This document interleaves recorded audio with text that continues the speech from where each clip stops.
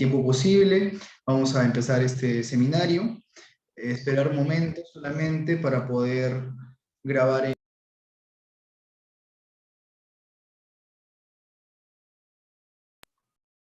Ok, ahora sí, comenzamos con este seminario. Damos inicio a este seminario. Primero, agradeciendo a la organización, agradeciendo a Lidera Centro de Arbitraje, Conciliación y Dispute of Boards, a su área académica, por haberme designado como moderador.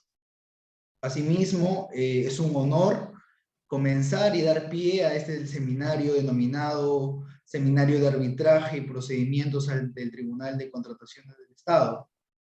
Asimismo, en mi papel de moderador, tengo a bien agradecerles a ustedes, participantes, por estar presentes esta noche. Igualmente a los ponentes. En unos minutos pasaré a presentar respectivamente. Ahora, lo más importante es que vamos a abarcar temas indispensables, ¿no? Dentro de una rama que es poco conocida y que al mismo tiempo es de vital importancia, ¿no? Por lo mismo, he procedido a armar un pequeño programa, el cual nos va a ayudar a ustedes como participantes, asimismo a los ponentes, para que sea un seminario un poco más fluido, ¿no? Para que sea un coloquio más interesante. Damos pie al inicio, 6:33. Después de eso, 6:40, se va a aperturar la mesa, que estará a cargo del doctor Daniel Tribeño, y con el tema Propuesta de mejora para el arbitraje en contratación pública. El doctor tendrá aproximadamente 20 minutos para poder explayarse acerca del tema. Al final de estos 20 minutos, tendrá 5 minutos adicionales para brindar sus conclusiones generales del tema, para poder tener una síntesis y poder absorber tal vez algunas incógnitas. Es así que es un honor para mí y un gusto presentar al doctor Daniel Tribeño, quien es abogado egresado de la Pontificia Universidad Católica del Perú, árbitro adscrito al Registro Nacional de Árbitros del Organismo Supervisor de Contrataciones del Estado, el OCE. Es conciliador, además, decisorio bajo las políticas de contratos del Banco Interamericano de Desarrollo y el Banco Mundial, así como miembro de la Junta de Resolución de Disputas de Contratos de Obra bajo el ámbito de la Agencia de Cooperación Internacional de Japón, JICA, y el Banco Alemán de Desarrollo. Asimismo, ex asesor en materia de contrataciones del Estado en diferentes entidades, como el Fondo Nacional de Competencia y Desarrollo Social, Corporación Peruana de Aeropuertos y Aviación Comercial,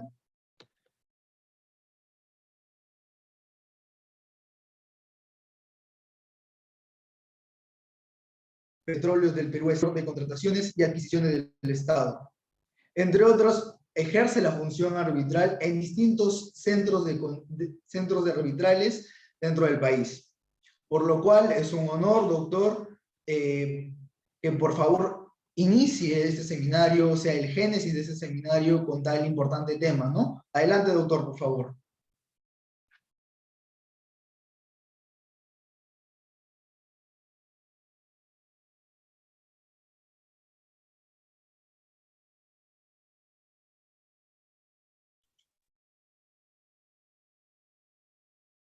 Ahora, sí, ¿cómo están? Buenas Buenas noches, noches, ¿se se le escucha? escucha, doctor. ¿Qué tal? ¿Cómo están? Más bien, Leandro, gracias por la presentación.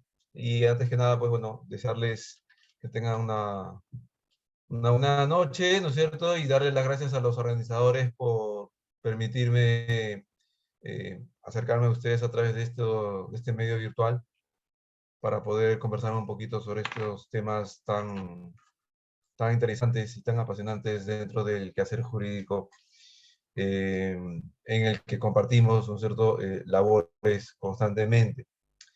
Y bueno, digamos, la idea dentro de lo que se le había planteado a los organizadores de este evento, a cargo de Lidera, era bueno plantear algunas mejoras respecto de un ámbito de la vida jurídica del país que es bastante importante, ¿no? Que tiene que ver con lo que es el arbitraje en contratación pública.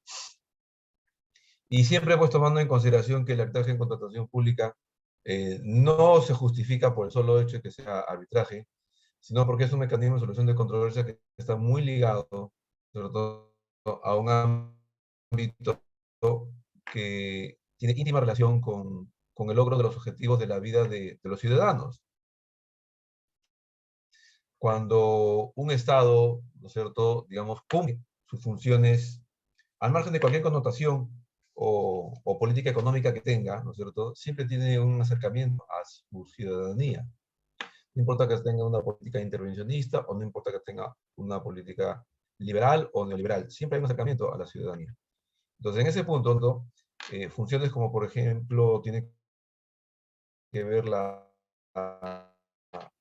seguridad, funciones como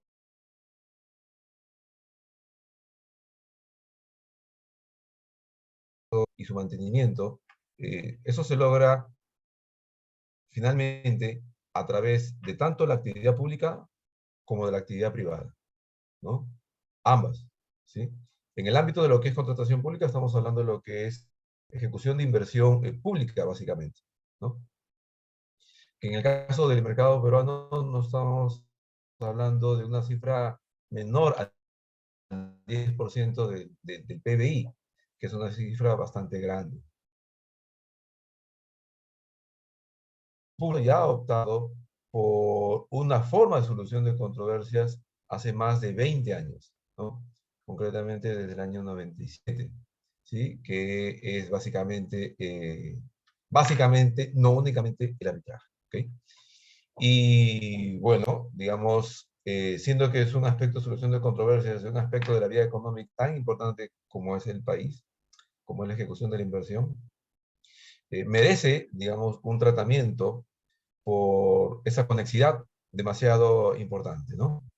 Entonces, como les decía, hasta el año 97, todas las soluciones de conflictos, de contratos con el Estado se resolvían a través de instancias administrativas y judiciales, ¿no?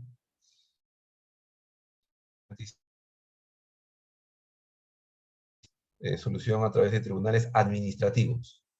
Y en revisión de estos, la sede judicial. A partir del año 97 llegó, digamos, lo que es la implementación de la solución de controversias vía arbitraje.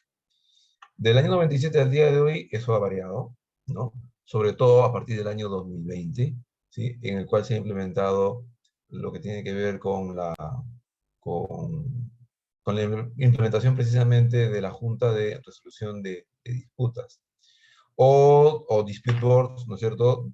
Si traemos como referencia la figura jurídica más afín, ¿no es cierto?, a lo que tenemos a la ley de contrataciones. Cuando hablamos de JRD,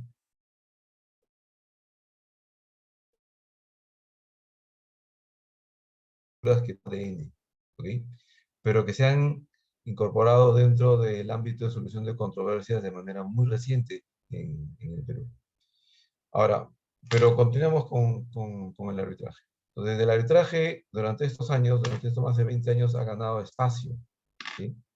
Ha ganado un espacio bastante importante, se ha ganado mucha consolidación, se ha ganado mucha escuela, se ha ganado lecciones aprendidas. Cierto, lo deseable es que las lecciones aprendidas sean más, ¿no? Y mejores.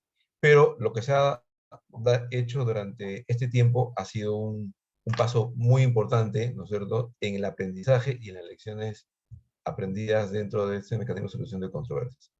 Y como toda institución jurídica, ¿no es cierto?, que ya tiene casi 25 años de implementación, ¿ya? Y de ejercicio, pues definitivamente necesita alguna revisión sobre el particular. ¿Se han hecho algunas revisiones? Sí. Enfocadas a aspectos puntuales. Con algunos enfoques que ver con el decreto de urgencia 020, ¿no? Pero la idea es implementar mejoras de cara, ¿no es cierto?, a hacer del arbitraje un mecanismo de solución de controversia más efectivo para lo que tiene que ver con la solución de las controversias que puedan estar vinculadas con lo que es la inversión pública o con la ejecución de presupuesto vinculado a, al logro de necesidades públicas. ¿Okay? Entonces, bueno, ¿qué es lo que tenemos en términos muy resumidos al día de hoy, después de estos casi 25 años de arbitraje?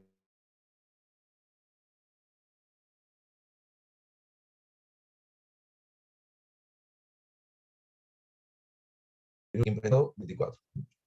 Bueno, a día de hoy tenemos que el arbitraje en contratación pública es un tipo de arbitraje obligatorio, ¿sí? Eh, con lo cual ha hecho de la figura de arbitraje, ¿cierto?, que, bueno, el país sea, pues, la nación donde haya más arbitrajes per cápita. Porque acá en el Perú se arbitra mucho, se arbitra bastante. Y principalmente, ¿no es cierto?, en lo que es contratación pública. ¿Sí? Otra figura que tenemos al día de hoy es que, sobre todo desde la modificación del año 2016, tenemos un arbitraje que es predominantemente institucional. Vale decir que se rige bajo las reglas de centros arbitrales. ¿Sí? Predominantemente. El ad hoc tiene un espacio que en monto tan solo puede llegar respecto de contratos, que si bien es una cifra pequeña, respecto al tamaño de las inversiones que realiza el Estado peruano, sí deja una gran cantidad de arbitrajes en sedes de centros arbitrales, ¿no? Entonces, tenemos una primera característica que es un arbitraje obligatorio, tenemos una segunda característica que es un sistema de arbitraje predominantemente de presencia institucional, y tenemos también como característica el hecho de que ahora los árbitros tienen que cumplir algunas obligaciones de funcionarios públicos. No digo que sean funcionarios públicos, pero sí algunas funciones de funcionarios públicos, como es la formulación y la actualización de la declaración jurada de intereses, ¿no? Normalmente llamada DJI. Eh, Primero bajo el ámbito de la PCM y ahora bajo el ámbito de la Contraloría General de la República. Entonces, tenemos tres características: un arbitraje obligatorio, un arbitraje predominantemente institucional y un arbitraje en el cual los árbitros cumplen obligaciones de funcionarios públicos como la de DJI. Son tres características buenas. Son tres características buenas, porque abre un abanico de opciones, ¿no? El arbitraje obligatorio, pues, abre la opción del hecho de tener que ir a la sede arbitral y no ir a la sede judicial, a la sede del juez natural. El arbitraje institucional, bueno, hay una alternativa, ¿no es cierto? Porque se ha demostrado en el medio que existen instituciones que son buenas. ¿Okay? Y bueno, digamos, respecto a la DJI, es un tema muy importante porque sirve para ganar transparencia eh, en el principal agente del arbitraje, que es el árbitro. Digo principal y no único.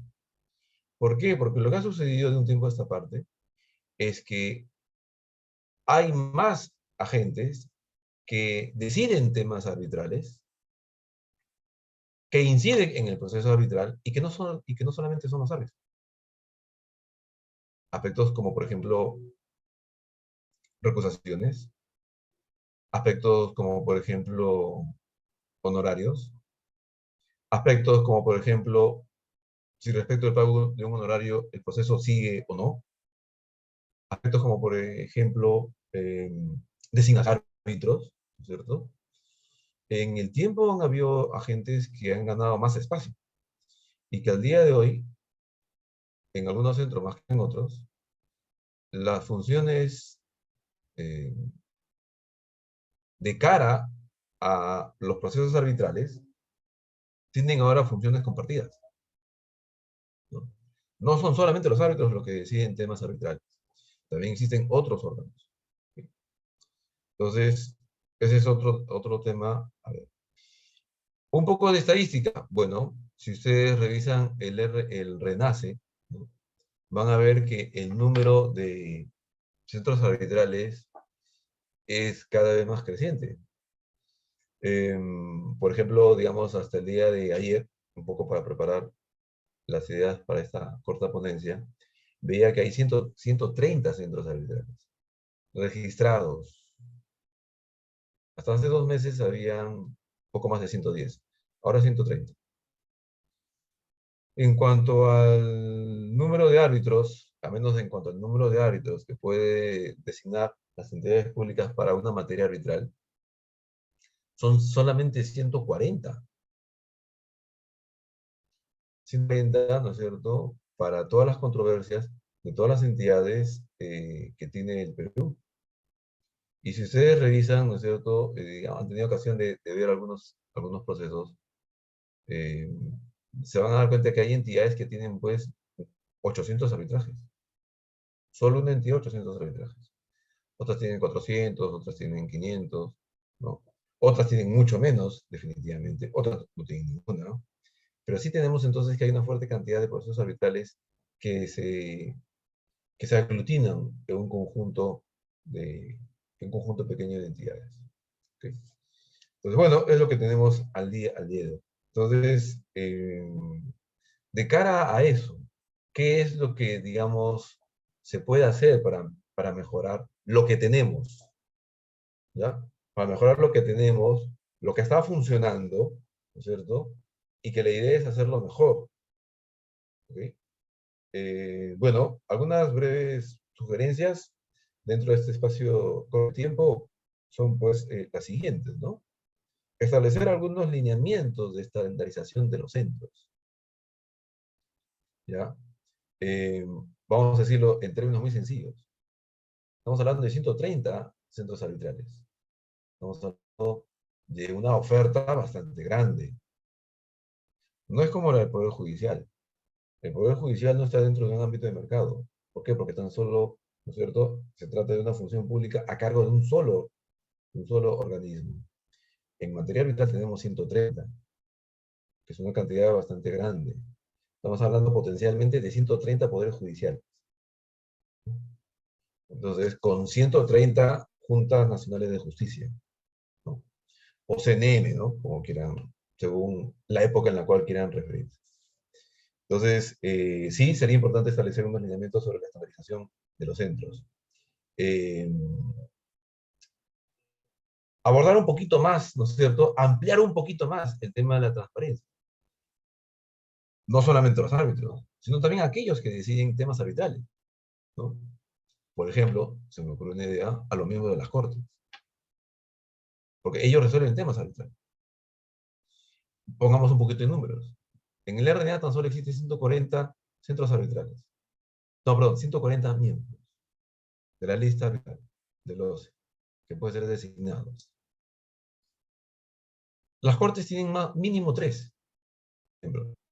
Multipliquen 3 por 130, 390. Solo en esa operación aritmética tienen más del doble de árbitros que pueden arbitrar. Algunas cortes tienen 5. Multipliquen 130 por 5, ¿no? Y son personas que ejercen eh, acciones arbitrales, ¿no? Entonces, sí, sería bueno dar un paso más hacia la transparencia. Y no solamente los árbitros, sino aquellos que también deciden otros aspectos arbitrales, ¿sí? Una tercera sugerencia, ¿no?, que ya en parte ha tenido una experiencia reciente, es la siguiente, ¿no? Es la prórroga de la vigencia de las personas que están en el Registro Nacional de Árbitros. De esos 140, 120 han sido reingresados de manera automática por los efectos de una norma legal a mediados del año pasado. Sin ese efecto legal, sin esa norma legal, serían mucho menos. Y esas personas que fueron reincorporadas son personas que se han reincorporado porque antes estaban en la lista de árbitros residuales. Entonces, se les ha permitido su renovación por un año más. Pero sería importante permitirlo de manera indefinida. ¿Por qué? Porque en su momento ya pasaron la evaluación. Toda la evaluación que han pasado ahora, o que tienen que pasar ahora los postulantes nuevos, ya la pasaron. 120 de los 140. Si se van a, digamos, a esperar que esas vigencias caigan o venzan y se les propenda a que participen de nuevo en el proceso evaluativo, el número va a ser mucho menor. Y para la cantidad de controversia que tiene el Estado peruano, digamos, 140 ya es poco. Imagínense qué tanto efecto podría hacer o generar que haya menos cantidad de árbitros, ¿no? Y bueno, de cara a permitir la mayor cantidad de personas competentes en el Registro Nacional de Árbitros, permitir el acceso de aquellas personas que tengan acreditación eh, documental de haber participado en defensa jurídica, ¿sí? A cargo del Estado, por ejemplo. ¿Cuántas personas, ¿no es cierto? ¿Cuántas personas ejercen su actividad, ¿sí? De manera probada, diaria, con su connotación laboral, sea en procuradurías, o sea en órganos rectores de las procuradurías? Entonces, esas personas, digamos, tienen una acreditación probada, que de hecho sobrepasa, ¿no es cierto?, un examen de conocimientos para ingresar a un registro de esa naturaleza, ¿no? Entonces, esa es otra sugerencia sobre el particular, ¿no? Y una cuarta sugerencia, para no quitar mucho tiempo a los expositores que vienen, es una muy sencilla, es cumplir el artículo 240 del reglamento vigente, del reglamento de la ley de contrataciones. Si ustedes revisan el artículo 240 del reglamento de la ley de contrataciones, ahí claramente dice lo siguiente, es que en el SACE se haga de publicidad una serie de información vinculada a los procesos arbitrales, como por ejemplo las resoluciones de los centros institucionales respecto de la resolución de recusaciones. Cuando un centro resuelve recusaciones, no se sabe la inmensa mayoría de cómo lo resuelve, ni en base a qué criterio. Casi ninguno publica las resoluciones de recusaciones, casi ninguno. El único que lo publica de manera masiva, constante, ¿sí?, nutrida y sin ser centro, propiamente es el OCE. Entonces, ¿y qué pasa con los centros arbitrales? Con los demás, con los privados. Por ejemplo, propender a que eso se publique en el SEACE, tal como lo dice el artículo 240 del reglamento. Otro, publicar los laudos, las rectificaciones, los remedios, ¿cierto? Otro, documentos en los que consten decisiones y resoluciones, en los que se imponen sanciones a los árbitros. Ahí también es un tema importante. ¿Por qué se sanciona un árbitro? Habría que ver cuáles son las consideraciones por las cuales los centros imponen sanciones. Hay centros que imponen sanciones y no se sabe, y queda la duda de la corrección de la aplicación de las sanciones, ¿no? Entonces sería bueno contrastar eso con lo que el SEACE permita. Y que, como digo, el mismo artículo 240 lo dice. ¿No es cierto?, la nómina de árbitros de la institución arbitral actualizada es la información de cada uno de los árbitros que integran dicha nómina. En otras palabras, no solamente el nombre, sino cuál es el perfil que corresponde a ese nombre, ¿no? Y bueno, las actas de instalación y documentos que haga sus veces, ¿no?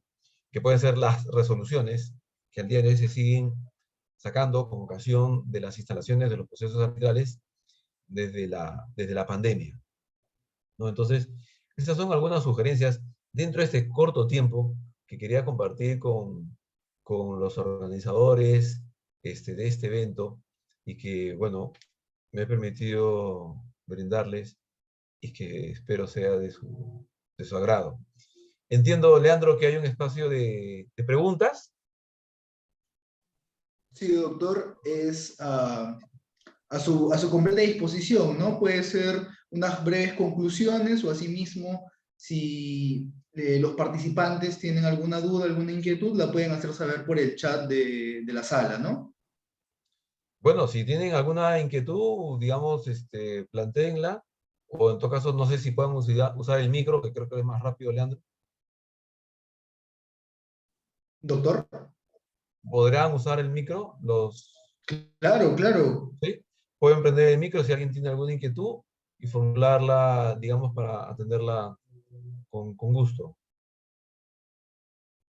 Los participantes pueden levantar la mano y se les puede dar acceso al micro, o asimismo puede ser por la bandeja del chat, ¿no?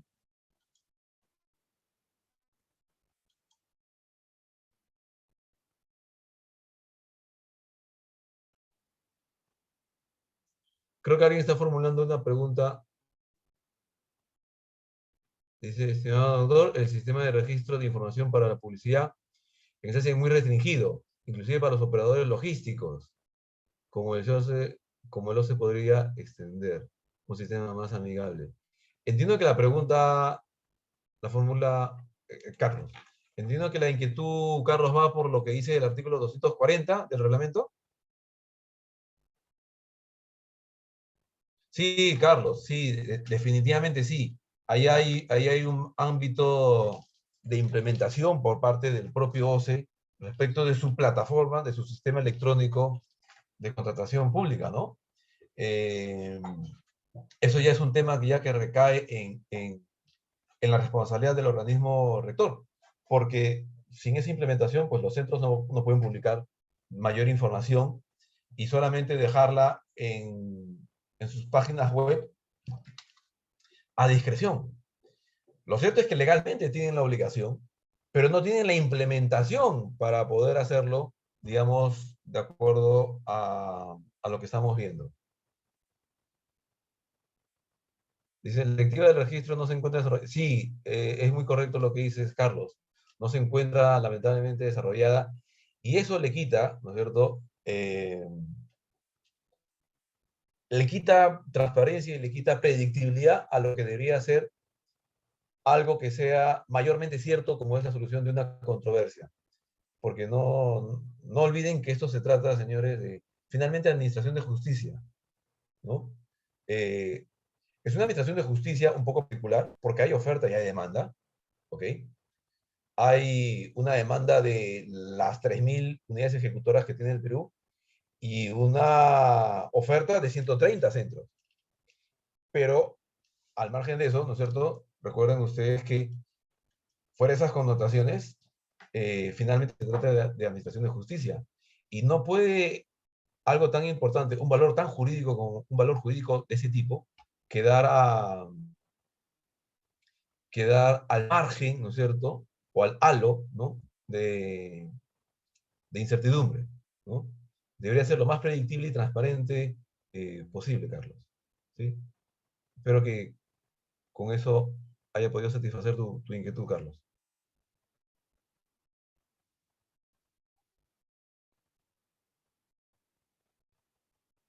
De nada. A ver, acá hay una inquietud de Jorge Acosta. Dice, el tema de los honorarios también tendría que someterse a algunos lineamientos generales. Existe diversidad de... Ah, bueno, sí, buena inquietud la que está comentando el usuario Jorge Acosta. Bueno, en todo caso, lo siguiente, ¿ya? El tema de los honorarios arbitrales, ¿sí? Ha estado muy acotado en estos años. De hecho, ¿no es cierto? De hecho, eh, la libertad de fijación de honorarios se ha restringido bastante, para bien, para bien. Al día de hoy prácticamente lo único por lo cual se puede liquidar es por pretensiones cuantificadas y no cuantificadas. En materia de contrataciones públicas no puedes liquidar por otro objeto que no sea ese. Criterios, como por ejemplo existen en el arbitraje privado, y que se dio en algún rubro de arbitrajes cuestionados, ¿no? Como por ejemplo el criterio de complejidad, ya no es posible al día de hoy. Lo que quiero decir en términos sencillos es que la determinación de los honorarios tiene un ámbito de acotación objetiva mayor a lo que había hace tiempo, lo que había hace unos años. Respecto de los honorarios de los árbitros, ¿no? Eh, Ahora, claro, pero también hay un tema importante. Los árbitros no están cobrando más de lo que se cobraba hace tiempo, pero se ha encarecido el sistema. Entonces, los motivos de por qué se encarece cuando los árbitros no cobran más es importante también verlo, porque hay alguien que está cobrando más, incluso que los árbitros, ¿no? Entonces, eso también es un aspecto importante. Y concretamente, si ustedes revisan, ¿no es cierto?, las tablas de algunos centros, hay algunos centros que cobran más que el árbitro, y eso no es secreto, ¿no? Otros centros sí mantienen una tasa promedio, ¿no? Pero sí hay centros que son conocidos porque cobran más que el árbitro. Y ese es un encarecimiento necesario. Eso ya el propio mercado, ¿no es cierto?, lo tendría que eh, eh, solucionar, ¿no? Y ahora, a propósito de esa inquietud, ¿no? Ahora, a propósito de esa inquietud, una idea que se me viene a la cabeza, otra sugerencia por la cual se puede hacer más efectivo el sistema arbitral, es, por ejemplo, facilitar la ejecución de los laudos. Me explico, un tema muy sencillo. Si ya tenemos ya un arbitraje en contratación pública predominantemente institucional, y tenemos que los árbitros tienen la obligación de presentar su declaración jurada de intereses y actualizarla periódicamente, ya no debería existir duda del alcance de quienes emitan un laudo. Porque ya tenemos la cobertura, ¿no es cierto? La cobertura a favor de los agentes, ¿no es cierto?, institucionales arbitrales, que sí son una mayor garantía de, la que podía hacer, de lo que podía haber con un ad hoc. Eso no se va a discutir. Tiende a haber una mayor garantía, aunque a la hora de la hora hay que ver bien el matiz, ¿ok? Pero en principio se cumple con eso. Y en segundo lugar, no debería haber ninguna duda, ¿no es cierto?, de que quienes emiten un laudo, determinando el pago de determinada cantidad, son personas que ya cumplen con un parámetro de función pública de transparencia, como es la DJI. Entonces, no debería haber mayor cuestionamiento esencial, porque siempre hay ámbitos de mejora, para poder facilitar la ejecución de los laudos cuando son emitidos por tribunales arbitrales, ¿sí? Entonces, eso es algo que debería, por ejemplo, verse, ¿no? Al día de hoy se ha migrado bastante a lo que es a la JRD, ¿ok? A la JRD. Pero bueno, digamos, si no se implementa, si no se resuelven los problemas arbitrales que existen al día de hoy, y no se pautea convenientemente lo que sucede en la JRD, en poco tiempo vamos a tener en la JRD los problemas u otros problemas que han acontecido en el arbitraje. Entonces, el tema es implementar la solución jurídica, monitorearla para mejorarla, ¿ok? Porque si no pauteas, no puedes adoptar medidas. Y si no adoptas medidas, la implementación de una figura jurídica de este tipo puede caer en un ámbito de degradación, ¿sí? Y la buena intención con la que se tuvo, o que se tuvo para implementarla, finalmente se termina perdiendo, ¿ok? Eh, Ante la falta de ese monitoreo de esa figura jurídica implementada. ¿Bien? Creo que alguien tenía una Sí, doctor, en pregunta. la bandeja hay una pregunta, ¿se va a Sí, a ver, leerla? ¿No a ver. considera que el Estado esté en desventaja? El privado designa árbitros que no necesariamente están en el RNA-12, podrían designar incluso amistades. El Estado, una acotación, el Estado tiene un universo limitado para designarlos. Eh, por qué esa desigualdad, ¿no? Esa es la Ah, incógnita. Como última pregunta, ¿no? Para proceder con el doctor José Gálvez. sí, buena inquietud, ¿ya? Buena inquietud la que plantea el usuario Wilmer. Vamos a verlo en aspectos cualitativos y cuantitativos. En aspectos cualitativos, no es una desventaja que el Estado catalogue, evalúe a alguien que pueda ser designado como árbitro.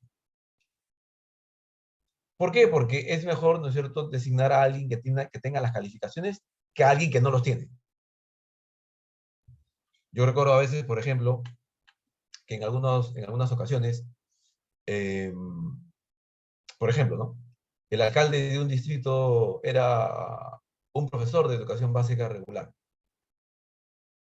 ¿A quién designaban como árbitro? Por parte de la municipalidad en una controversia. A otro profesor de educación básica regular, ¿no? Entonces, eso sucedía.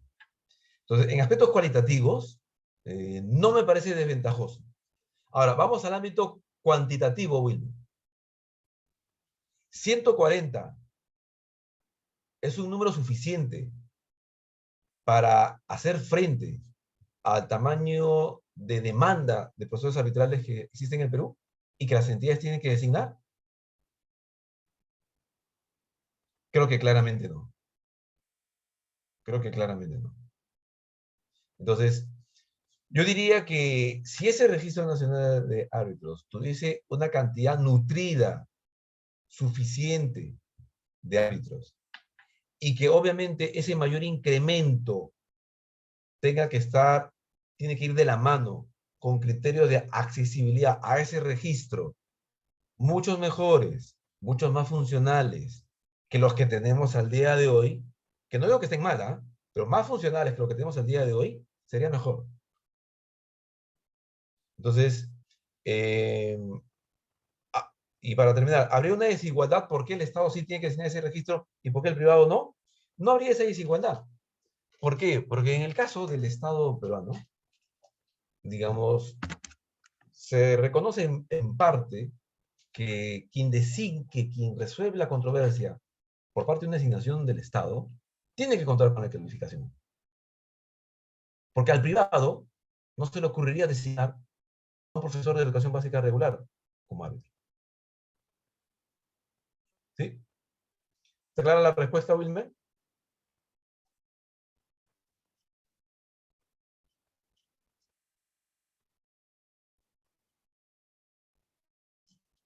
Bueno, espero que haya quedado clara la respuesta. Leandro, creo que con esa terminamos, ¿cierto? Sí, doctor, muchas gracias. Bien, bien, más bien entonces, nada, digamos de mi parte, Leandro, y a los organizadores que están aquí presentes, agradecerles la oportunidad de acercarme a ustedes en este espacio de tiempo y poder compartir un poquito de estas ideas. Gracias, buenas noches. Gracias a usted, doctor. Brillantes reflexiones, asimismo, muchísimas gracias. Creo que hablo en nombre también de los participantes por haber aclarado estas dudas. Asimismo, es pertinente y de igual forma un placer presentar al doctor José Gálvez, quien está apareciendo en pantalla. El doctor tiene el tema titulado Alcances y límites de la actuación probatoria ante el Tribunal de Contrataciones del Estado. El doctor tendrá un plazo de 20 minutos para poder abarcar este tema como mejor le convenga. Asimismo, tiene la pauta de 5 minutos al finalizar para poder brindar sus conclusiones generales, ¿no? Asimismo, pueden ser conclusiones generales o inquietudes por parte del público presente, ¿no? A continuación, procedo a presentar al doctor. Él es árbitro y adjudicador en materia de contrataciones con el Estado, egresado de la Facultad de Derecho de la Universidad Nacional de Trujillo, con estudios avanzados de maestría en auditoría, estudios en técnicas probatorias por la Universidad Libre de Colombia, así como diplomado en gestión pública y derecho penal económico. Cuenta con experiencia en el sector público como gerente municipal y desde el 2017 hasta la actualidad participa como especialista en contratos de obra en presentación de diversos consorcios. En el ámbito académico ha realizado labores de investigación, capacitación y organización académica en materia de derechos fundamentales en Perú, Ecuador y Colombia. Por tal motivo, es un placer, doctor, que tome la palabra e inicie con este tan interesante tema. Adelante. Buenas noches, ¿se me escucha bien? Se le escucha, doctor. Ante todo, muy buenas noches. Quiero saludar ante todo a Lidera, al Centro de Arbitraje, Conciliación y eSports, bajo la dirección del doctor Carlos Álvarez Solís, por la invitación. En segundo lugar, el tema que me toca exponer le hemos dividido en tres partes. Primero, hablaremos unos minutos respecto de la función constitucional de la contratación pública y el rol del Tribunal de Contrataciones con el Estado. Segundo punto, algunos aspectos de derecho probatorio importantes para llegar al tercer punto, que son los alcances y límites, ¿no?, de la actuación probatoria ante el Tribunal de Contrataciones. Con su venia, doctor Carlos Álvarez, doy inicio a mi exposición. En primer lugar, cuando hablamos de contratación pública o hablamos de licitaciones con el Estado, pocas veces nos damos cuenta que esto es parte de un marco constitucional. El artículo 76 de la Constitución Política Peruana regula un mandato de licitación pública, Erico, para que el Estado compre servicios, bienes y adquiera obras. Y esta fórmula de licitación pública, que es un mandato constitucional, ¿no?, se desarrolla a través de una ley de desarrollo constitucional, que sería pues la vigente ley 3225, la ley de contrataciones con el Estado. Podrían haber otros marcos legales, en efecto. La Constitución Política elabora una técnica de remisión para que sea el legislador el que establezca pues regímenes de contratación pública, básicamente estableciendo principios, procedimientos, exoneraciones en la contratación pública y las responsabilidades. En este marco, la ley de contratación pública regula pues, los procedimientos de contratación más conocidos como la licitación pública, las adjudicaciones simplificadas, ¿no?, las compras electrónicas, y pocas veces se habla del tema de tribunal de contrataciones. O sea, y cuando hablamos de tribunal de contrataciones, hablamos después de un órgano que forma parte del OCE, como órgano supervisor de contrataciones con el Estado, que tiene ante todo un dominio nacional. Muchas veces los participantes postulan a ciertos procedimientos, no se les admite sus propuestas a obras, se les califica. Sin embargo, muy poco se recurre ante el tribunal. Básicamente lo que debemos saber sobre el tribunal es que el Tribunal de Contrataciones es un tribunal muy particular porque tiene competencia estatal. Es decir, cualquier controversia con una entidad pública, ya sea de gobiernos distritales, provinciales o regionales en cualquier parte del país, pues tendría que recurrirse ante el Tribunal de Contrataciones, obviamente aplicando ciertas reglas de competencia. La principal y la más conocida es que el valor estimado sea mayor a 50 OITs.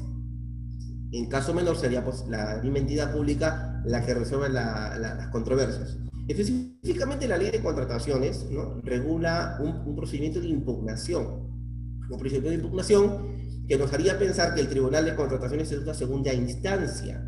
Creo que es muy importante hacer estas precisiones porque, como veremos, el Tribunal de Contrataciones, cuando yo hablo de que voy a interponer eventualmente un recurso de apelación, el recurso de apelación obviamente hace referencia a ese derecho a la doble instancia que tenemos como derecho fundamental pues, en cualquier campo del derecho, ¿no?, ya puede ser derecho civil, laboral o penal. También en contratación pública, que no deja de ser, jóvenes que nos escuchan, un procedimiento administrativo.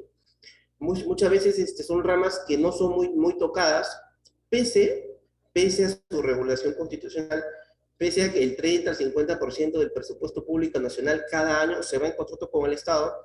No tenemos una cultura de participación, ¿no?, o de toma de conocimiento sobre un tema tan importante. La contratación pública en el país prácticamente mueve todo el presupuesto nacional, ¿no?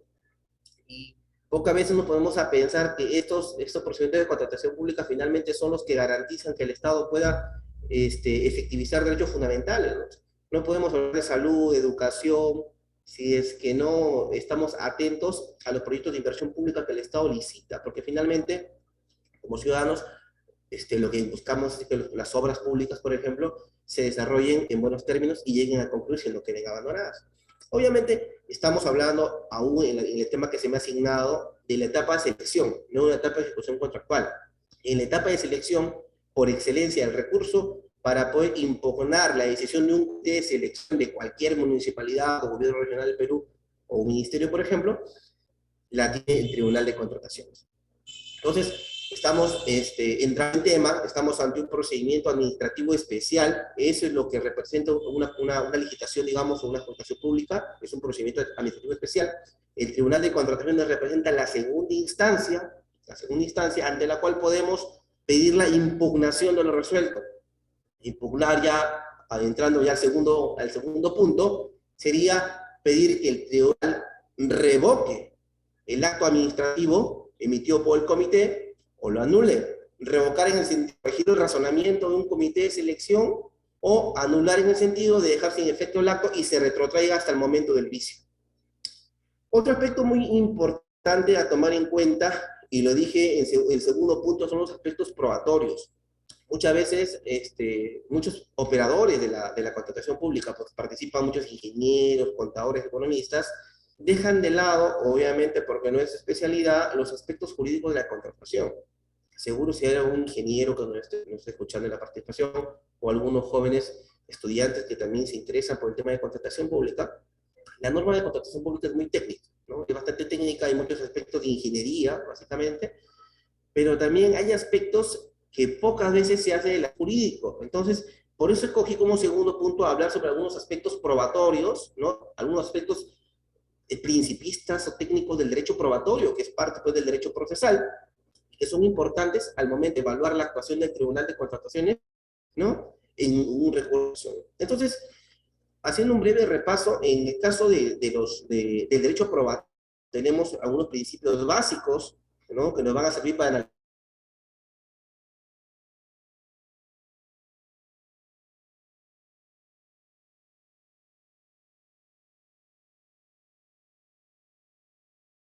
para que eventualmente un tribunal pueda resolver.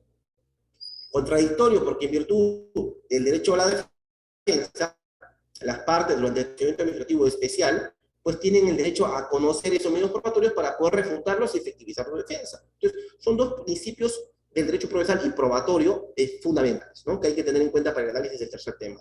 El principio dispositivo, las partes son quienes disponen de medios probatorios ante el tribunal o ante un juez en general.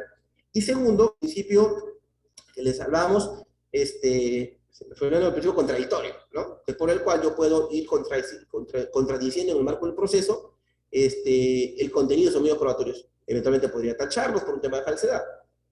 Ahora, respecto a otros principios que son más reglas en materia probatoria, está, por ejemplo, el principio de preclusión procesal, ¿no? Nos han enseñado desde Derecho Procesal Civil que solamente los medios probatorios se pueden interponer al momento de interponer una demanda, por ejemplo, o de contestar una demanda. De igual forma, el reglamento de contrataciones, en su artículo 126, ¿no? Del reglamento de contratación con el Estado, señala, ¿no? Que al momento de que un participante, que ha sido su oferta no admitida, o ha sido descalificada por un comité de selección de una municipalidad X, al momento de interponer su recurso de apelación al tribunal, tiene que obviamente plantear su petitorio. Oye, el comité me ha descalificado, entonces solicito que se revoque la descalificación, ¿no?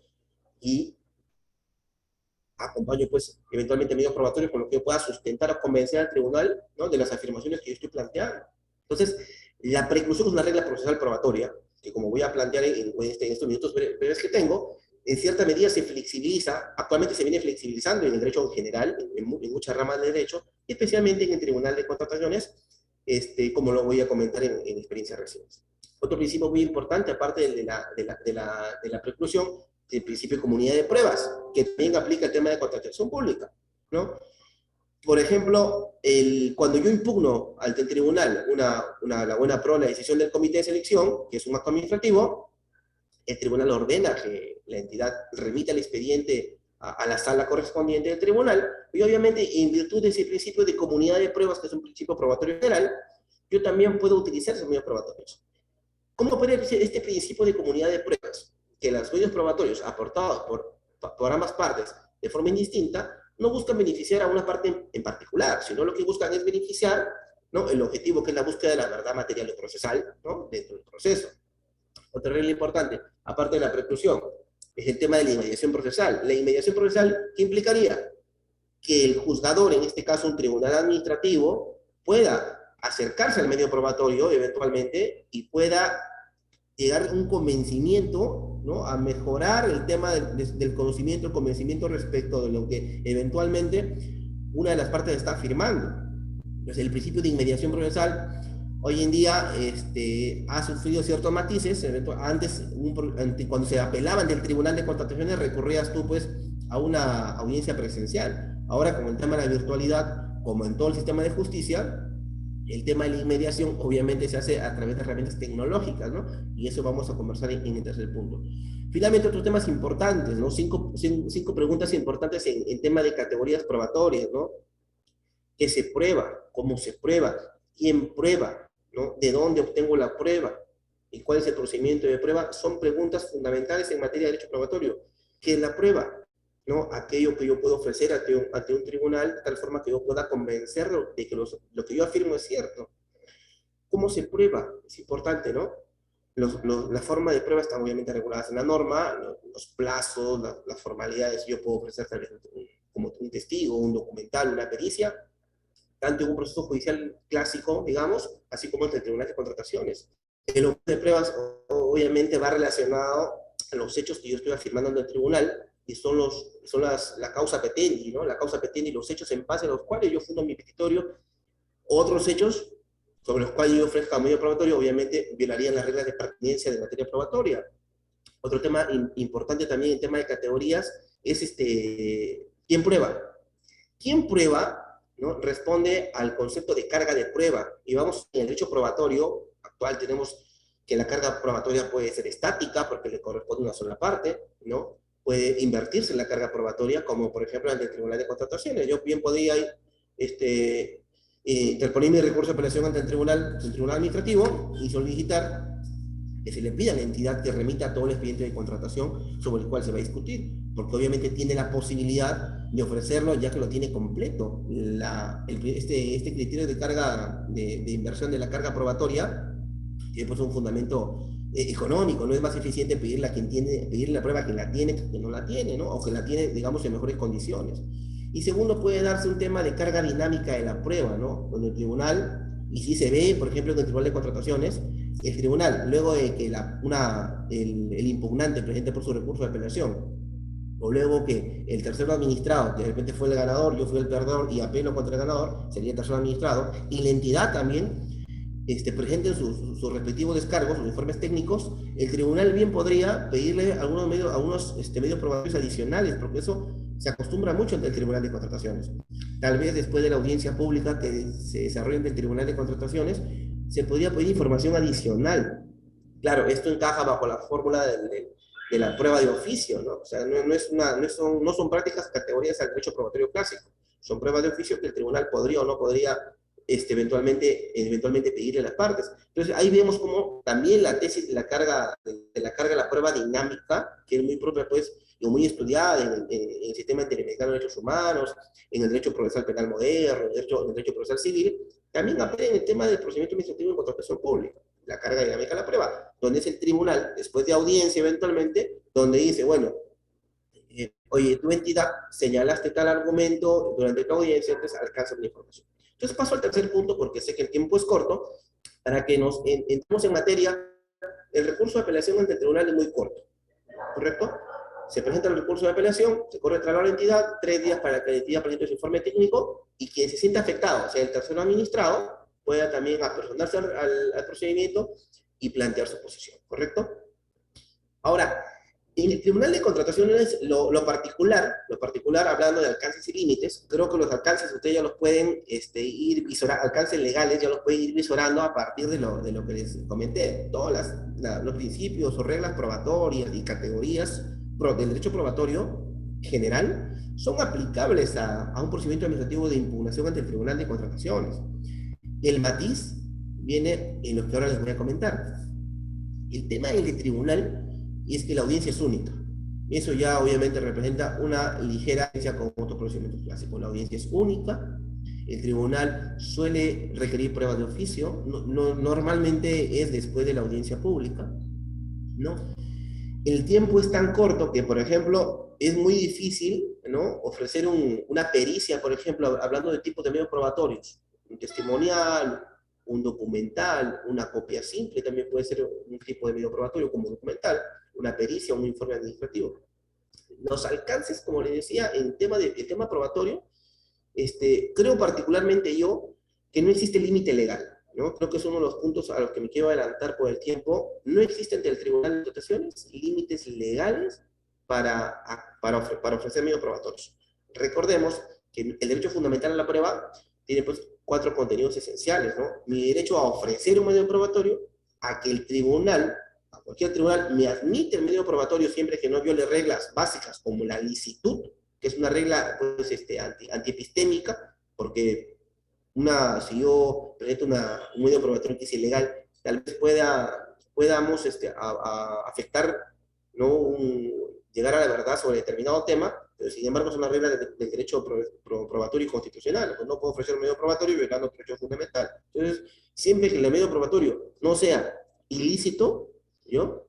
O sea impertinente porque busca acreditar hechos que no son objeto de discusión, ¿no? Yo particularmente sostengo que hay una plena libertad probatoria ante el tribunal. No se acostumbra, pero hay plena libertad probatoria. Inclusive, podríamos hablar que ante el tribunal se pueden practicar, se pueden ofrecer, admitir, y como tercer contenido de derecho fundamental, se pueden actuar pruebas, por ejemplo, pruebas indirectas, ¿no? Mucho hablamos en otras ramas del derecho, especialmente en materia penal, respecto a la prueba indirecta o la prueba indiciaria, ¿no? ¿Y acaso no se podría interponer o ofrecer un medio probatorio indiciario ante el tribunal? En efecto, cuando se ha discutido, por ejemplo, ante el tribunal, ¿no? La experiencia presentada por un postor como falsa, y he tenido esa experiencia, he tenido oportunidad, por ejemplo, de ofrecer como medio probatorio, ¿no? Un informe administrativo emitido por una entidad pública, obviamente de competencia municipal, dentro de la jurisdicción donde supuestamente se ejecutó una obra privada, y según, por ejemplo, la entidad pública podría decir, y con su oportunidad dijo, ¿no? Que no había licencia de construcción, que no había pues, conformidad de obra, ¿no? Entonces, si bien es cierto, no prueban si una construcción eventualmente se realizó o no se realizó, son pruebas indiciarias. Entonces, ante el tribunal se podrían plantear pruebas indirectas o pruebas indiciarias, ¿no? Que obviamente concatenadas y sumadas podrían llevar al tribunal a un convencimiento general. Poco se habla, por ejemplo, en materia administrativa de los sistemas de valoración de prueba, ¿no? El antiguo sistema de la prueba atrasada, el de libre conseguimiento de la sana crítica. Sin embargo, el tribunal, sobre los como uno puede leer, siempre dice, no, oye, lo alegado por la parte pues no genera convencimiento, o no desvirtúa el principio de presunción de inocencia, o el principio de veracidad. Entonces, según lo que he podido revisar durante mis trabajos particulares ante el Tribunal de Contrataciones, sí hay un sistema de libre valoración de la prueba. Las partes podríamos ofrecer libremente cualquier tipo de medio probatorio, siempre que no sea impertinente o no sea ilícito. El problema siempre, le hemos discutido con muchos colegas que trabajamos en la materia, es tema de tiempo. O sea, la audiencia es 10 minutos por cada parte, es tan corta que ofrecer prueba, podemos ofrecer pues 10, 15, 20 pruebas de libertad probatoria siempre que sean pertinentes, y el tema es el tiempo de audiencia en el tribunal es tan corta que actuar prueba es complicado. En alguna oportunidad, pues apuntado hasta videos, ¿no? Fotografías, videos ante el tribunal, y en breves minutos he tratado de organizarlos ante el tribunal. Entonces, yo creo que cuando hablamos de alcances, en un sentido jurídico, ¿no? No hay ninguna limitación respecto de ofrecer todo tipo de medios probatorios. Límites, pues los límites jurídicos serían la ilicitud de un medio probatorio, obtenido obviamente con tal vez usurpando una propiedad, con violencia, ¿no? Y el otro sería pues la impertinencia de un medio probatorio. Eso es hablar desde un plano jurídico, desde un plano fáctico, porque es lo interesante. El tiempo es significativamente para buscar de repente un perito. Yo quiero impugnar una buena pro porque el primer puesto que ganó la licitación pues de 10, 15 o 30 millones presentó documentos falsos. Entonces, buscar un perito, grafotécnico, ofrecerlo al tribunal y finalmente convencer al tribunal de que determinado contrato es falso, o que una firma es falsa, o que la obra no se ejecutó, pues dependerá mucho también de la forma en que la estrategia procesal funcione, ¿no? La oportunidad el tema de preclusión procesal, por ejemplo, que conversaba al inicio, es muy importante. En el derecho procesal civil, el derecho procesal penal, ¿no? Hay la regla de que la prueba se ofrece, obviamente, al momento de acusar, de hacer una acusación. En el campo civil, el medio probatorio se ofrece al momento de demandar o contestar la demanda. Luego quedan como pruebas extemporáneas, y eso es lo que clásicamente se nos ha enseñado. Sin embargo, hoy en día, pues ya hay una constitucionalización, digamos, del derecho probatorio. ¿En qué medida? En que principios, por ejemplo, como la preclusión procesal, es decir, después que se me pase el plazo yo ya no puedo presentar pruebas, se han flexibilizado. ¿Y cómo se flexibilizan? Obviamente, ofreciendo ese medio probatorio y el tribunal te lo admita. Y eso pasa mucho, por ejemplo, en el caso del tribunal de contrataciones, ¿no? Tú tienes 8 días para impugnar, digamos, una licitación pública, el resultado de la licitación pública, y créanme que es muy complicado tomar una decisión de impugnar una buena pro en 8 días. Básicamente porque para los jóvenes que pues se conectan y pues se interesan en el tema, tal vez en un proceso judicial clásico tú pagas una tasa por recurso de apelación más barata, pues 70, 80 soles, digamos. Sin embargo, cuando tú quieres impugnar el resultado de una buena pro, ¿no? La tasa que te cobra el tribunal es ascendente al 3%. Es decir, si tú quieres impugnar, ¿no?, el resultado negativo, ¿no?, en tu contra de una buena pro valorizada en 10 millones de soles de una obra, tendrás que tener la capacidad económica para que en 8 días hábiles, si es una licitación, juntar 300.000 soles pues, en efectivo, porque si bien es cierto, la norma te da la posibilidad de ofrecer un instrumento financiero, una carta de fianza, pues difícilmente una entidad financiera te va a dar una carta de fianza para, para ver el resultado, ¿no?, que luego se termine ejecutando. Y lo clásico es que los postores, los participantes, los consorcios, tienen pues que en 8 días tener la liquidez suficiente para, pues, si la obra que yo disputo son de 10 millones, tendré que poner en la cuenta del tribunal del OCE de 300.000 soles. ¿Y cuál es lo curioso? Que si tú pierdes la apelación, el recurso de apelación, simplemente el OCE ejecuta tu dinero, es decir, no te devuelve tu dinero. Eso es a veces es un tema de debate, ¿no? Es un tema de debate que querrá tal vez un espacio aparte, pero eso pasa en el tema del tribunal. Yo, por ejemplo, siempre hablo del el temido tribunal del OCE, ¿no? Porque es un tribunal que querramos o no omnipotente, porque es un tribunal nacional, que desde Cusco, Tumbes van a llegar cualquier apelación ante el tribunal. Segundo, que apelar es carísimo, ¿no? Es carísimo y con el riesgo de que si no logras revertir el resultado del comité de selección, pues el tribunal decida ejecutar ¿no?, tu tasa del 3%. Si fuesen 100 millones, imagínate, serían ya 3 millones de soles que tendrías que prácticamente apostar ante el tribunal. Entonces, esta es la particularidad. Hay mecanismos de control judicial en efecto, ¿no? El resultado de la impugnación ante el Tribunal de Contrataciones del Estado podría obviamente judicializarse, llevarse al Poder Judicial, pero obviamente el resultado, la resolución del tribunal, el resultado se ejecuta, ¿no? Mientras que yo recurro al Poder Judicial, pues a la semana ya el ganador, ¿no?, de la buena pro, según el comité, estaría firmando contrato. Entonces, una eventual sentencia, según una medida cautelar, se volvería inejecutable, ¿no? ¿Qué hago llevando una resolución del tribunal al Poder Judicial para discutir 4, 5, 6 años para que al final me diga que tenía la razón, pero ya se firmó el contrato de obra, y ya se ejecutó la obra y ya se entregó la obra? Lo único que ganarías es que te devuelvan tu carta de fianza, tu tasa, tu fianza, pues, digamos, unos 300.000 soles por 10 millones a los 5 años. Entonces, por eso siempre hablo del temido tribunal de contrataciones. Y el tema con el que participé hoy en esta exposición, esta salidera, me parecía muy importante porque creo que, siempre digo, sin pruebas no hay derecho, ¿no? Sin pruebas no hay derecho. Uno puede tener los mejores argumentos, puede tener incluso la verdad, pero que no eres capaz de ofrecer medios probatorios pertinentes al objeto de discusión, simplemente pues cualquier tribunal te va a desestimar tu pretensión, ¿no? Hay una frase que dice, es lo mismo no tener derecho que tener derecho y no tener pruebas, ¿no? Y si bien es cierto, decidí empezar la exposición con algunos aspectos teórico-procesales, es porque hay una segunda frase muy, muy, muy interesante que dice, la teoría puede ser un poco confusa, ¿no? La pura teoría puede ser confusa, pero la pura práctica puede ser un desastre. Entonces es muy importante vincular la parte teórica, dogmática, procesal, pues a la parte práctica. Mucho más si eventualmente decidimos ¿no? Y impugnar el resultado de un comité de selección ante el Tribunal de Contrataciones. Como ya para concluir, límites al ofrecimiento del medio probatorio no hay. O sea, límites al ejercicio del derecho fundamental a la prueba. A ofrecer, no hay.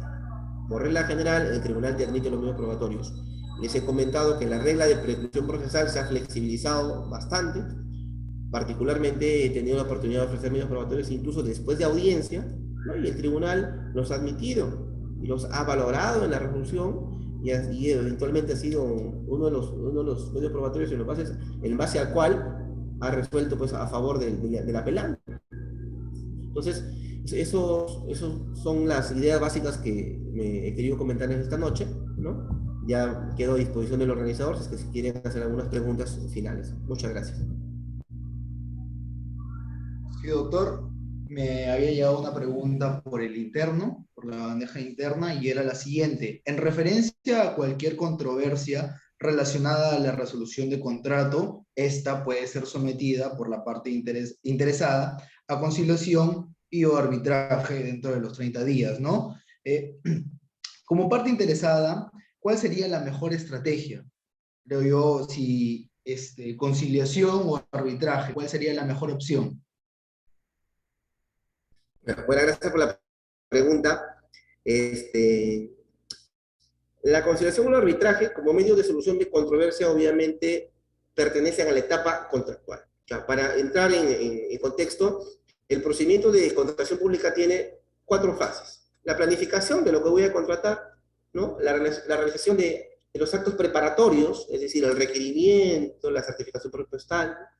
La tercera etapa es el procedimiento de selección mismo. Inicia pues con la convocatoria de un proceso de selección y acaba con la firma del contrato.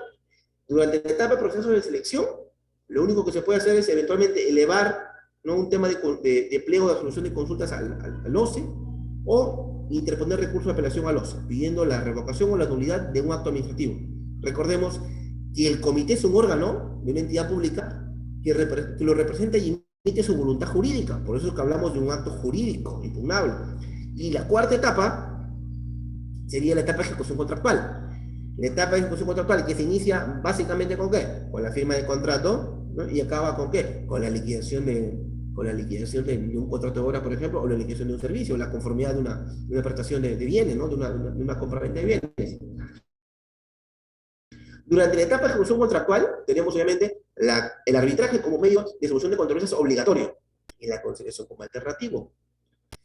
¿Cuáles son las estrategias? Particularmente me ha tocado elaborar en obras hostiles, siempre les digo, en obras hostiles. No tenemos ni a la entidad ni a la supervisión apoyando al contratista, ¿no? Y yo creo que eso depende de una valoración. ¿Por qué? El arbitraje es obligatorio. Y sí o sí voy a terminar un arbitraje. La conciliación es facultativa. Entonces, en alguna oportunidad tuve mucha controversia con un supervisor de obra. ¿Correcto? Y detecté, por ejemplo, que el supervisor de obra no remitía la problemática a la entidad. Había un ocultamiento de información, una práctica negligente. Entonces, como este supervisor no reconocía los errores o la deficiencia del expediente técnico de la obra, ¿no? Tuve que informar a la entidad aparentemente se dio por no enterar de estas deficiencias, ¿no? Lo que me correspondió en esa oportunidad, pues iniciar un procedimiento de conciliación, ¿no? ¿Para qué? Porque en el procedimiento de conciliación yo voy a entrar el representante del consorcio o de empresa que ejecute una obra o un proyecto, va a entrar a negociar términos legales con el procurador público de la entidad. Entonces, creo yo que cuando hay temas de controversias con un aspecto jurídico, es mucho más viable tratar con el procurador público, pero siempre y cuando yo identifique el problema. Si definitivamente, por ejemplo, como me ha pasado recientemente en otros proyectos, si definitivamente yo advierto que la entidad, ¿no? del área usuaria, que es la área, digamos, o el área que hizo un requerimiento, hasta el titular o el gerente o el director no tiene voluntad, ¿no? de tratar con el contratista, pues lamentablemente, ¿para qué voy a mandar a conciliar? Yo siempre planteo eso, ¿no? Si es que no hay capacidad de diálogo, definitivamente el diálogo se perdió, la conciliación es pérdida de dinero o de tiempo. Prefiero recurrir al arbitraje. ¿Por qué? Porque recordemos que, por ejemplo, en el caso de obras, los plazos son sagrados. Si yo me excedo del plazo de ejecución de obra cada día que pasa, automáticamente me llega mi carta de penalidad y te voy a cobrar, ¿no?, la penalidad diaria por cada día que te excediste. Entonces, si yo estoy ante un tema de atrasos en una obra, ¿correcto? Y llega el último día del contrato, automáticamente me van a multar, me van a comenzar a penalizar. Entonces, a mí me conviene solucionar la controversia rápido. Y si advierto que no hay disposición de la entidad para conversar, prefiero directamente ir a un arbitraje, porque no quiero llegar al último día del contrato de ejecución y me comiencen a penalizar. Recordemos, por ejemplo, que hay una mala práctica, y hace poco lo publiqué en Facebook, ¿no? Hay una mala práctica de algunos supervisores de obra, que ni bien te atrasas en la ejecución de una obra, de repente por tema de lluvias, comienzan a pedirte calendarios acelerados. Entonces, en mi actual participación en algunas obras, lo que yo hago es contestar, ¿no? Oye, supervisor, es cierto, a ti te corresponde pedirme un calendario acelerado, ¿no?, de ejecución de obra, o sea, para apurarme. Lo que iba a hacer en 100, tiene que lo haga en 50, y eso implica, pues, un desbalance financiero tremendo, pago de horas extras, de repente horas nocturnas, ¿no? Entonces, para mí, pedir un calendario acelerado de obra es algo, es un castigo financiero. Entonces, lo que yo hago ante los supervisores es decirle, perfecto, la norma señala que el supervisor de obra tiene un atraso injustificado, tienes que pedirme un calendario acelerado de obra para apurarme. Pero como a veces le decía, la teoría es importante. Tú me pides un calendario acelerado de obra como castigo, correcto, financiero, pero ¿qué es un atraso injustificado? Para empezar, el supervisor de obra no es competente para decir qué es justificado o injustificado. ¿Estoy en un atraso? Sí, ¿cierto? Si yo tenía que ejecutar, no sé, pues, una demolición hoy día jueves, ¿no?, y no lo hago, entraremos en un tema de atraso contractual, perfecto. Pero es la entidad la que deberá determinar eventualmente si fue justificado o injustificado. Si es justificado, me tendrá que dar mi ampliación de plazo y un calendario actualizado, no acelerado. Y si es injustificado, pues efectivamente me tendrá que multar porque me voy a pasar del plazo, ¿no? Pero básicamente la recomendación que le daría, pues, al amigo que nos ha hecho la pregunta, yo creo que es tema de voluntades. En contratación pública y en controversias es tema de voluntades. Si no hay voluntad, directamente arbitro. Creo que es un poco menos de dinero y también es una solución mucho más rápida, ¿no? Gracias por la pregunta. Sí, doctor. Leyendo la bandeja de entrada también nos llega una pregunta. Muchos creen que la garantía para interposición de un recurso ante el Tribunal de Contrataciones resultaría inconstitucional, ya que supedita el ejercicio de un derecho al pago de tasa. ¿Cuál es su opinión respecto a este tema? Yo particularmente estoy convencido de que la tasa es inconstitucional. Estoy particularmente convencido.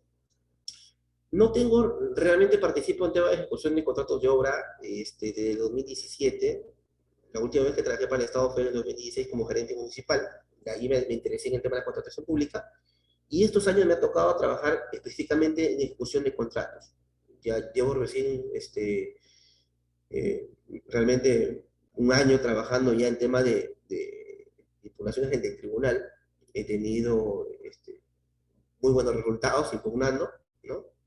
Pero, en efecto, yo creo que la tasa del 3% viola el derecho a la tutela jurisdiccional efectiva, ¿no? Porque me restringe, desincentiva. La misma ley de contrataciones establece que hay un principio de libre concurrencia, donde lo que quiere el Estado es que los postores, los proveedores concurran, obviamente cumplan con la calificación, la experiencia, la solvencia crediticia, pero, por ejemplo, la tasa, ¿no?, me voy a salir un poco del tema de contratación pública, la tasa es un concepto tributario regulado básicamente en el artículo 74 de la Constitución, ¿no? Es un concepto tributario.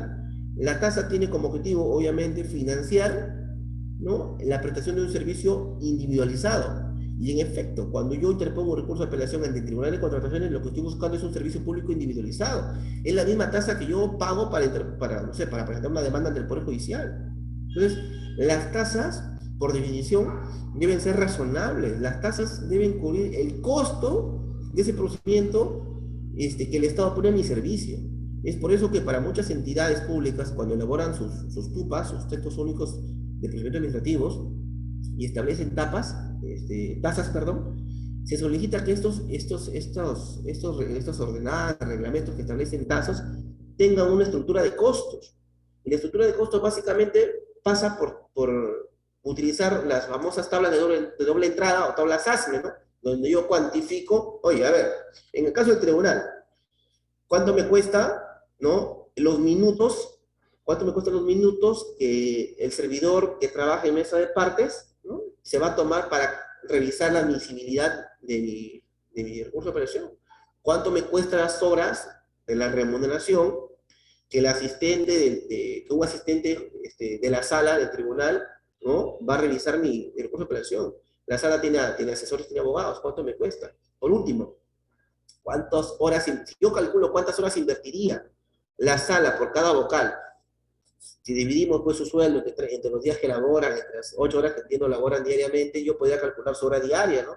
Y si un vocal pues se demora 5 horas en evaluar mi recurso de apelación, pues veríamos cuánto es el costo de 5 horas, ¿no? Multiplicado por 3, que son los 3 miembros de una sala. Yo creo que es lo razonable. O sea, a veces, tratando de ser lo más sinceros posibles, siempre he pensado que la tasa viola el derecho fundamental a la tutela efectiva, y hay mucha gente que lamentablemente presenta su oferta y no tiene para pagar el 3%, o simplemente tiene miedo, porque obviamente hay un fantasma de corrupción que obviamente corroe toda la contratación pública, y muy poca gente quiere poder recurrir al tribunal, ¿no? Hay ahora muy buenas prácticas en el tribunal, por ejemplo, ahora están rotando muchos vocales de salas, tú apelas y claro, apelas, el expediente se va a una sala, y cuando llega a la sala viste que ya hubo recomposición de sala, porque los vocales de la sala 5 pasan a la sala 3, el de la sala 1 pasa a la sala 3, y el día de la audiencia vuelve a recomposición de salas. Entonces, yo creo que es unas medidas muy interesantes en el tribunal que se están practicando, ¿no? Que constantemente las salas se están recomponiendo, ¿no? Sin embargo, la tasa definitivamente, pues, ¿bajo qué fundamento te digo yo? Si pierdes el recurso de apelación, me quedo con tu 3%. Es decir, si yo impugno una buena pro de 10 millones, ¿cuál sería el fundamento que en el caso de perder, el tribunal me quite 300.000 soles? ¿Qué cubro con 300.000 soles? 300.000 soles me costó cubrir los recursos humanos, logísticos del tribunal para atenderme una causa por un mes, ¿no? Pues yo les dejo esa inquietud para futuras reflexiones. Muchas gracias, doctor. Le quito un minuto de su tiempo para poder escuchar. Hay un participante que me ha hablado por el interno que quiere intervenir. Va a tener un plazo de un minuto para poder explayarse. Su nombre es Ángel Javier Cardoso Besada. Por favor, el participante sirva a prender su micro, por favor, o en todo caso haga su consulta por la bandeja del chat.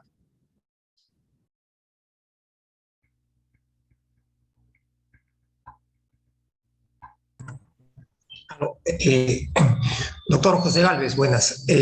Solamente para compartir ahí la reflexión sobre el tema de la tasa, ¿no? Efectivamente, la definición administrativa de la tasa es lo que se paga por un servicio público individualizado. Y sobre temas de tasa, pues ya se pronunció el Tribunal Constitucional en el caso de las tasas que cobra la municipalidad, en el mismo sentido que usted ha expuesto, ¿no? Que eso se tiene, pues, que hacer una valorización monetaria del costo efectivo de prestar ese servicio individualizado. Pero también el INDECOPI ya se pronunció sobre esos temas, sobre tasas, por el tema, pues, considerándolas incluso como barreras burocráticas. Ahora, lo raro es que en todo este tiempo nadie ha ni llevado el tema en un amparo y llegar hasta el TC, y nadie haya demandado al OCE o al Tribunal de Contrataciones por una barrera burocrática, ¿no? Ahí eso nos debe llamar a la reflexión, a qué se debe, por qué en estos casos ha habido una pasividad de los diferentes participantes en las contrataciones con el Estado. Bueno, esa era la reflexión que quería. Bueno, y finalmente, para decir, pues que porque una tasa per se no es inconstitucional, ¿no? Incluso se paga tasas en diferentes trámites administrativos, ante varios tribunales administrativos, en el Poder Judicial, pero esto de acá, lo que cobra el Tribunal de Contrataciones, más que una tasa, me parece como que fuera una sanción por adelantado al supuesto perdedor, ¿no? Sin siquiera saber si es que ha interpuesto esa apelación de buena o mala fe. Por eso yo lo considero una sanción por adelantado. Eso era todo. Muchísimas gracias. Doctor, ¿tiene algún minuto si tuviera o no alguna opinión acerca de lo que ha esbozado el participante Cardoso?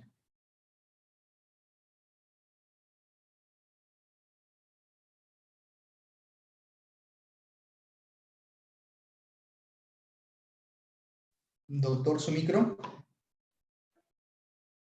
Con la organización, por favor, el área de eventos. ¿Se me escucha bien?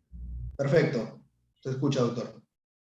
Es bien interesante el tema de esta pregunta, porque como dije a un inicio, en la Facultad de Derecho no se enseña contratación pública, se enseña Derecho Administrativo, una rama muy genérica, obviamente imprescindible, pero no se enseña contratación pública, pese a que, como dije al comienzo, pues el 40-50% del presupuesto nacional anual se va en contratación pública, gran parte por supuesto. O sea, hay mucho dinero en juego, mucho presupuesto estatal que se gasta. Sin embargo, nadie se interesa dentro de las ciencias jurídicas por estudiar bastante el tema de la legislación pública, ¿no? Porque eso es lo que habla la Constitución, el mandato de legislación pública. Obviamente la ley 3225, que es la ley de desarrollo constitucional, establece diversas modalidades, ¿cierto? Pero poco nos acostumbramos a estudiar temas de contratación pública. Obviamente es complejo, ¿no? Cuando uno busca leer la ley de contratación con el Estado, encuentra pues conceptos muy de ingeniería, ¿no? Como la ruta crítica. Entonces, a veces nos aleja un poco. Entrando al tema, yo creo perfectamente que el tema sí se puede debatir. El tema de la constitucionalidad de la tasa. La vía, un amparo. Pues, efectivamente una acción de amparo, ¿no? Hay una modalidad de acción de amparo que es por amenaza de violación. Ojo, no por violación, por amenaza de violación. ¿Por qué? Yo podía interponer una acción de amparo ante el tribunal, obviamente ante el juzgado civil competente en el caso de Trujillo, apelar a la sala y luego ya al Tribunal Constitucional, mediante un recurso de agravio constitucional, un RAC, ¿no? Y yo creo que el tema de fondo sí es debatible, ¿correcto?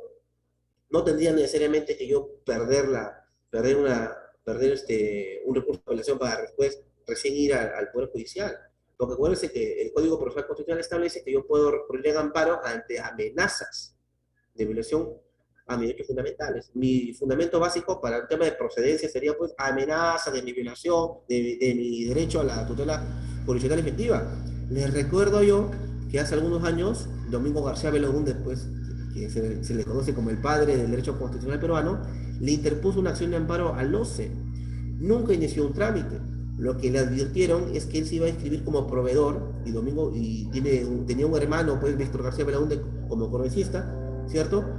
Y le advirtieron que no se podía inscribir como proveedor del Estado porque tenía un hermano congresista, había impedimento para contratar con el Estado. ¿Y qué tuvo que hacer Domingo García Belaúnde? Interponer acción de amparo contra la norma, no por violación, sino por amenaza de violación, porque consideraba que ese impedimento que establece la ley de contrataciones, pues, es una amenaza de violación, porque no va a poder pues trabajar libremente, no ejercer su derecho a libertad empresarial, contractual, derecho al trabajo. Entonces, tranquilamente se podía interponer una acción de amparo, como digo, por amenaza de violación a mi derecho a la tutela procesal efectiva.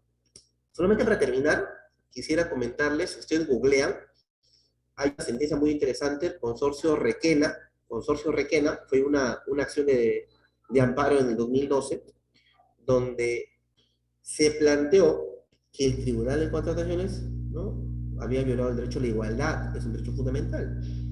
Se llevó en amparo, no se llevó al Poder Judicial vía acción contenciosa administrativa, se llevó a una acción de amparo. Y miren ustedes, en primera instancia la empresa perdió, en segunda perdió, y cuando llegó al Tribunal Constitucional vía recurso de agravio, el tribunal, pese a que a todos los juzgados civiles habían declarado improcedente la demanda aparentemente absurda, el tribunal evaluó, utilizó la tesis del término de comparación, ¿no? ¿Y qué pasaba? La misma sala, los mismos vocales, ¿no?, los mismos hechos, los mismos fundamentos, pero distintas conclusiones. La misma sala hace 3 meses anteriores, en el 2012, había declarado fundado un recurso de apelación. Entonces, a los 3 meses, otro postor interpone el recurso de apelación y dice, mira, señores, ¿no?, la misma sala, los mismos vocales, los mismos fundamentos, los mismos hechos. Entonces, la tasa fue de un promedio de 500.000 soles. Pues una introducción de recurso de apelación casi 99% segura, ¿no? Sin embargo, la sala resolvió totalmente en contra de la sentencia que ellos mismos habían emitido meses anteriores. Llegó al Tribunal Constitucional, lo pueden revisar en Google, ponen Consorcio Requena o Tribunal Constitucional. O sea, no es un tribunal infalible, definitivamente, ¿no? Y todo lo que podamos conversar respecto de este tema siempre va a ser bienvenido, ¿no? El tema de las tasas, básicamente, que es lo que creo que es el tema más interesante de la noche. Muchas gracias. Muchas gracias, doctor, a usted. Interesante exposición. Muchas gracias por aclarar también todas las dudas de los participantes. Es un honor tener a un profesional de su nivel. Asimismo, es grato para mi persona proseguir con el siguiente ponente. Es el doctor Carlos Enrique Álvarez Solís, por lo cual lo presento diciendo que es abogado por la Universidad Privada del Norte, con mención summa cum laude, árbitro del Registro Nacional de OCE, adjudicador de la Junta de Resolución de Disputas, tiene un MBA en Dirección General por el Instituto Europeo de Posgrado de España y máster en Gestión Empresarial y Derecho Corporativo por la Universidad Europea de Monterrey, especialización en Democracia y Decisiones Públicas por la Universidad Autónoma Barcelona de España, especialización en Arbitraje y Derecho Administrativo para Árbitros por la Pontificia Universidad Católica del Perú. Por lo cual es un honor una vez presentado al doctor Carlos Álvarez, que tome uso de la palabra para poder explayarse en su tema requerido, ¿no? Doctor Álvarez, adelante. Muchísimas gracias, estimado Leandro. Muchísimas gracias a los que han tenido a bien poder participar de este pequeño seminario. En realidad mi presencia aquí tiende a compensar una ausencia que debo de manifestar a nombre de la organización. Como todos tenemos conocimiento, el coronavirus pues viene en una ola creciente hoy en día y nuestra sociedad se aqueja del mismo. Voy a abordar el tema que le correspondía al doctor Jorge Abel Ruiz Bautista, el cual versaba sobre la posibilidad de suspensión de procedimientos administrativos sancionadores ante el Tribunal de Contrataciones del Estado por mérito al inicio de un procedimiento arbitral. Dicho panelista se excusa de poder participar de este evento y bueno, en buena cuenta me facilitó la información que iba a compartirles, que era básicamente un caso que el Tribunal de Contrataciones en el año 2019 inicia y culmina en el año 2020 a fines, donde se gesta por primera vez la suspensión de un procedimiento sancionador en mérito al inicio de un procedimiento arbitral, y que para ello ha constituido un hito en el campo de lo que es en los procedimientos arbitrales. Para hacer un esquema, la lógica te mencionaría lo siguiente. Un proceso sancionador es evidentemente iniciado ante el Tribunal de Contrataciones con el Estado bajo los supuestos establecidos en el artículo 50 de la Ley 3225 y antiguamente el Decreto Legislativo 1017.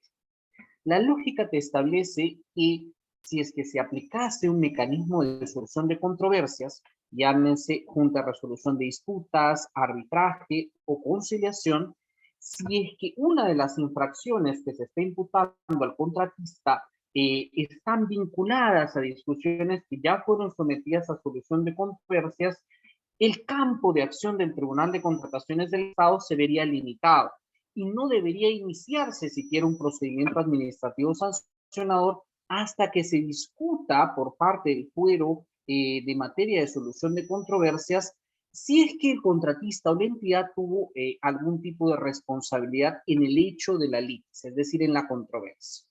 Eso es lo que te implica la lógica. Sin embargo, hasta el año 2018 eso no era así. Tanto la ley de contrataciones con el Estado antigua y la primera gama de la ley 3225 en el año 2015 posibilitaba al Tribunal de Contrataciones con el Estado a continuar procesos o procedimientos administrativos sancionadores dentro de su fuero, pese a que existan controversias que en sede arbitral se estén cuestionando y que estén vinculadas a la litis que se está discutiendo en el procedimiento administrativo sancionador.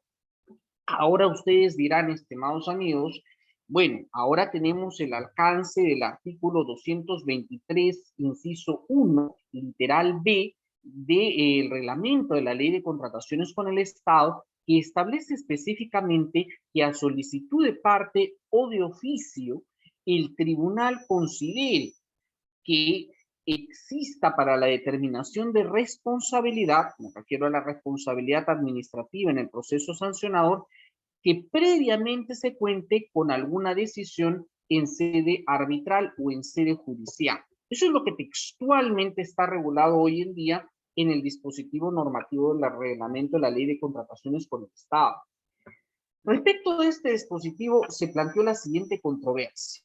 En mérito del expediente 4004 del año 2019, que fue un procedimiento administrativo sancionador por infracción a un supuesto incumplimiento contractual, la empresa denominada Cooperación Empresarial CIZ SAC, que se dedicaba a brindar servicio de seguridad para entidades del Estado, fue sometida a un procedimiento administrativo sancionador iniciado por el Ministerio del Ambiente, hoy que está muy en boga por los problemas que han habido lamentablemente por los acontecimientos de la playa en Ventanilla. Es el Ministerio del Ambiente quien estuvo vinculado a este procedimiento administrativo sancionador. Lo que se cuestionaba acá era la decisión de no aceptación de cambio de personal, que eran los efectivos de seguridad que fueron destacados para poder brindar ese servicio de seguridad. Para la entidad, Ministerio del Ambiente, no se calificaba o no se encontraba dentro de los cánones pedidos por los términos de referencia este plantel nuevo o este personal nuevo, y en consecuencia se tuvo por incumplida las obligaciones contractuales y se resolvió el contrato. Ante esa resolución de contrato, la entidad inició un proceso administrativo sancionado por inejecución injustificada de obligaciones contractuales, y paralelamente el consorcio empresarial CIZ SAC inicia un arbitraje administrativo ante la Dirección de Arbitraje Administrativo de OSI, y ambos procesos caminaron de manera paralela, tanto el sancionador como el nivel del fuero arbitral de arbitraje administrativo por parte de OSI. Sorprendentemente, el procedimiento sancionador tuvo mayor velocidad en su tramitación que el arbitraje administrativo iniciado ante la DRA del OCE, la Dirección de Arbitraje Administrativo de OCE, y llega hasta la etapa de descargos, es decir, del requerimiento de descargos por parte del contratista. Y el contratista solicita, además de hacer sus descargos de ley respecto de la imputación que se le acotaba por inejecución de obligaciones, pero pide liminarmente que se suspenda el procedimiento administrativo sancionador porque existía un procedimiento arbitral ya en curso y que estaba iniciándose.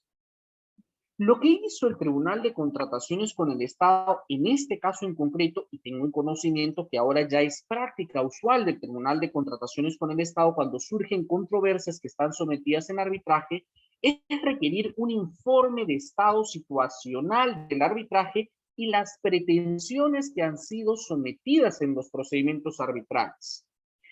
Esto evidentemente va a obligar a que el tribunal arbitral o la institución arbitral, si es que estamos hablando de un arbitraje institucional, emita pues un informe de estado situacional, y este informe de estado situacional sea evidentemente remitido a el Tribunal de Contrataciones con el Estado.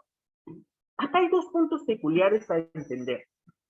El inicio per se de un arbitraje suspende el procedimiento sancionador que se pueda estar siguiendo ante un tribunal de contrataciones del Estado. La respuesta es no. Si antes la posibilidad era nula porque no existía ni siquiera el 230 inciso 1 literal B del reglamento, antes no existía, ahora sí existe, ahora existe una posibilidad que entra al campo de la subjetividad. ¿Por qué? Porque es el propio Tribunal de Contrataciones con el Estado que tiene que evaluar si las controversias que se surtan dentro del arbitraje, es decir, que se estén discutiendo en el arbitraje, puedan incidir o no en la determinación de responsabilidad. Ahí encuentro algunas fallas de concepto que quiero compartir. La primera falla es que evidentemente el Tribunal de Contrataciones, al pedir el informe de estado situacional de un arbitraje y al evaluar si ese arbitraje va a ser determinante o no para aplicar sanción, puede estar en algunos casos incurriendo en susceptibilidad de adelanto de opinión. Más aún cuando, y ya lo ha mencionado el doctor Gálvez, estamos en instancia de audiencia única. Y evidentemente existe por parte del tribunal la competencia de decidir o no si continúa o no continúa con el procedimiento sancionador previo de la evaluación de ese informe. Entonces hay un patrón de carácter subjetivo que necesariamente va a combinar a que se evalúe per se la incidencia de las actuaciones arbitrales respecto de una posible sanción. Yo creo que dependiendo del caso en concreto puede existir algún tipo de injerencia nociva al tema de adelanto de opinión por parte del Tribunal de Contrataciones con el Estado. Lo segundo, el Tribunal de Contrataciones con el Estado tiene su competencia y su autonomía. Y el tribunal arbitral o el arbitraje en sí tiene también su autonomía. El requerir un informe de estado situacional de un procedimiento arbitral, el requerir información que se discute entre, evidentemente, el fuero arbitral, que es distinto y diferente, induce o afecta la institucionalidad del arbitraje. Recordemos que ni siquiera las excepciones de competencia en un tribunal arbitral escapan del fuero del conocimiento o de la cognosis del propio tribunal. Tenemos ahí el famoso principio competence, que es de corte alemán y que lo ha cogido nuestro decreto legislativo.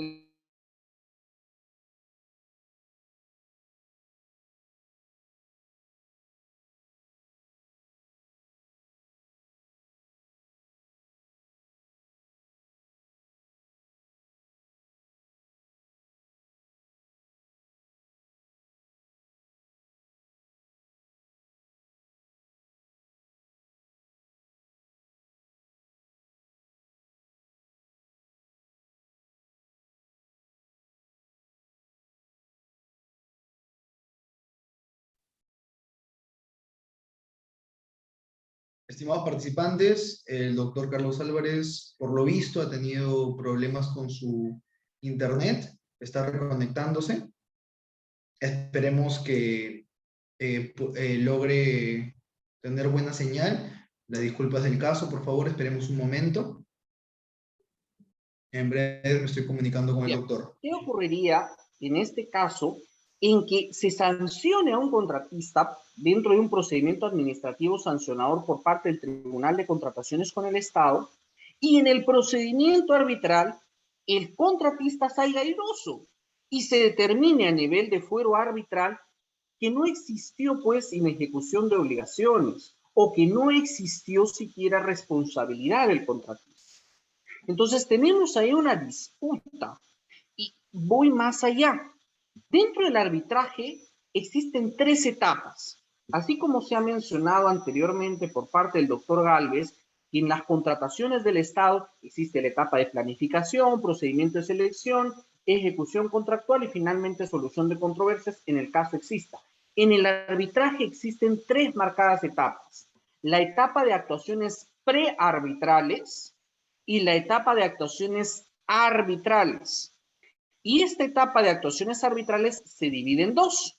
En las actuaciones propiamente del arbitraje, siguiendo la postura de Campo Arias, que fue recogida de Pincas-Lin en su oportunidad y que data de mucho tiempo en nuestro país, que son prácticamente demanda, contestación, actuación de pruebas, etcétera, hasta el laudo. Y luego viene la etapa de ejecución, que esta, conforme al decreto legislativo de 71, puede ser a cargo de los árbitros o se supedita al procedimiento de ejecución del laudo arbitral en el Poder Judicial, que es la práctica mayoritaria, por cierto. ¿Qué ocurre, pregunto acá, si es que el arbitraje se inicia y está en la etapa de actuaciones prearbitrales, es decir, solicitud de arbitraje, contestación de solicitud de arbitraje, designación de árbitros, aceptación de los árbitros, constitución del tribunal arbitral?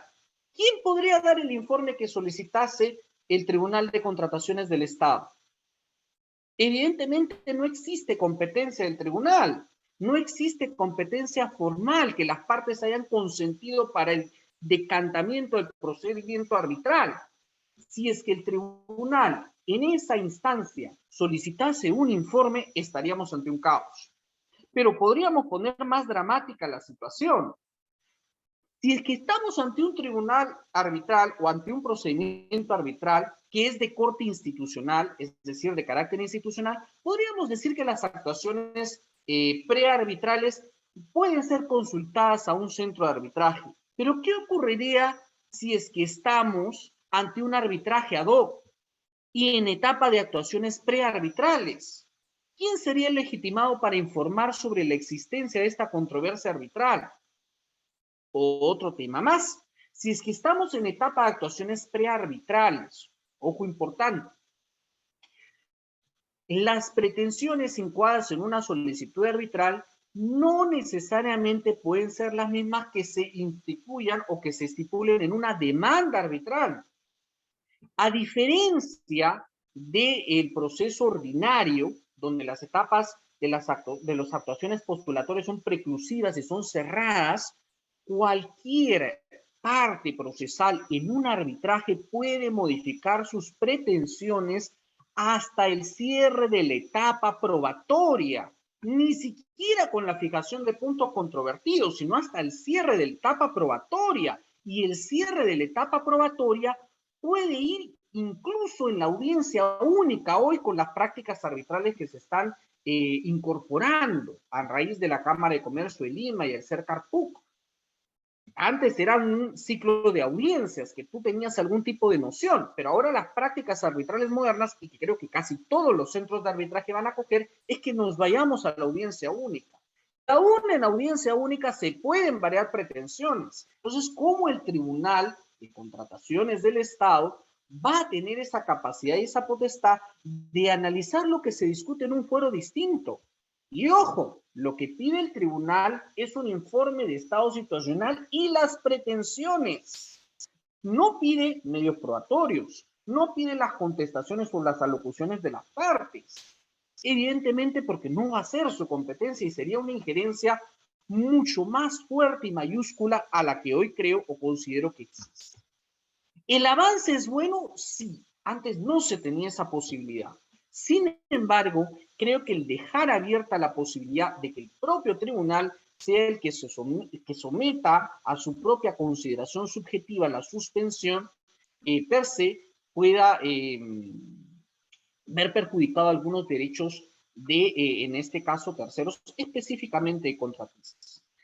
Pero acá hay otra cosa. Y uno podría decir, sí, doctor, en este caso estamos defendiendo la autonomía del arbitraje y estamos en contra de la subjetividad por parte de el campo del Tribunal de Contrataciones. Pero puede que se inicien arbitrajes dolosos y que al final solamente busquen suspender el proceso sancionador y que con el arbitraje instaurado se tenga algún tema de dilación en el tiempo para poder frenar esa actuación dolosa o maliciosa de los contratistas.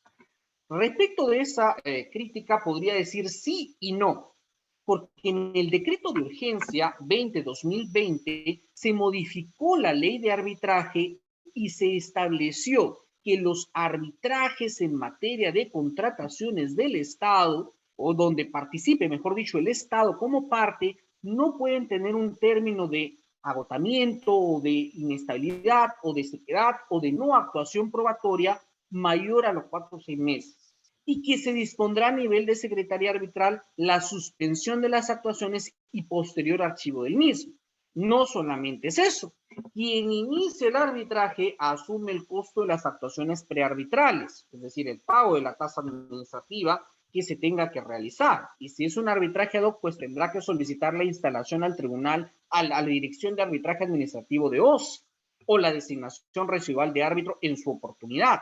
Pero también, instalado el tribunal arbitral, vendrá la asunción de costas y costos del arbitraje, y estas dependerán de las pretensiones que se vayan a incoar, y dependerá evidentemente del centro de arbitraje en donde se lleve a cabo la solución de las controversias. Y evidentemente eso implica un costo y un gasto que tendrá que justificarse, porque el no pago de esos conceptos dentro de un procedimiento arbitral acarrea dos consecuencias. La primera, la suspensión de las actuaciones arbitrales, y la segunda, después del plazo de suspensión, el archivo definitivo del mismo.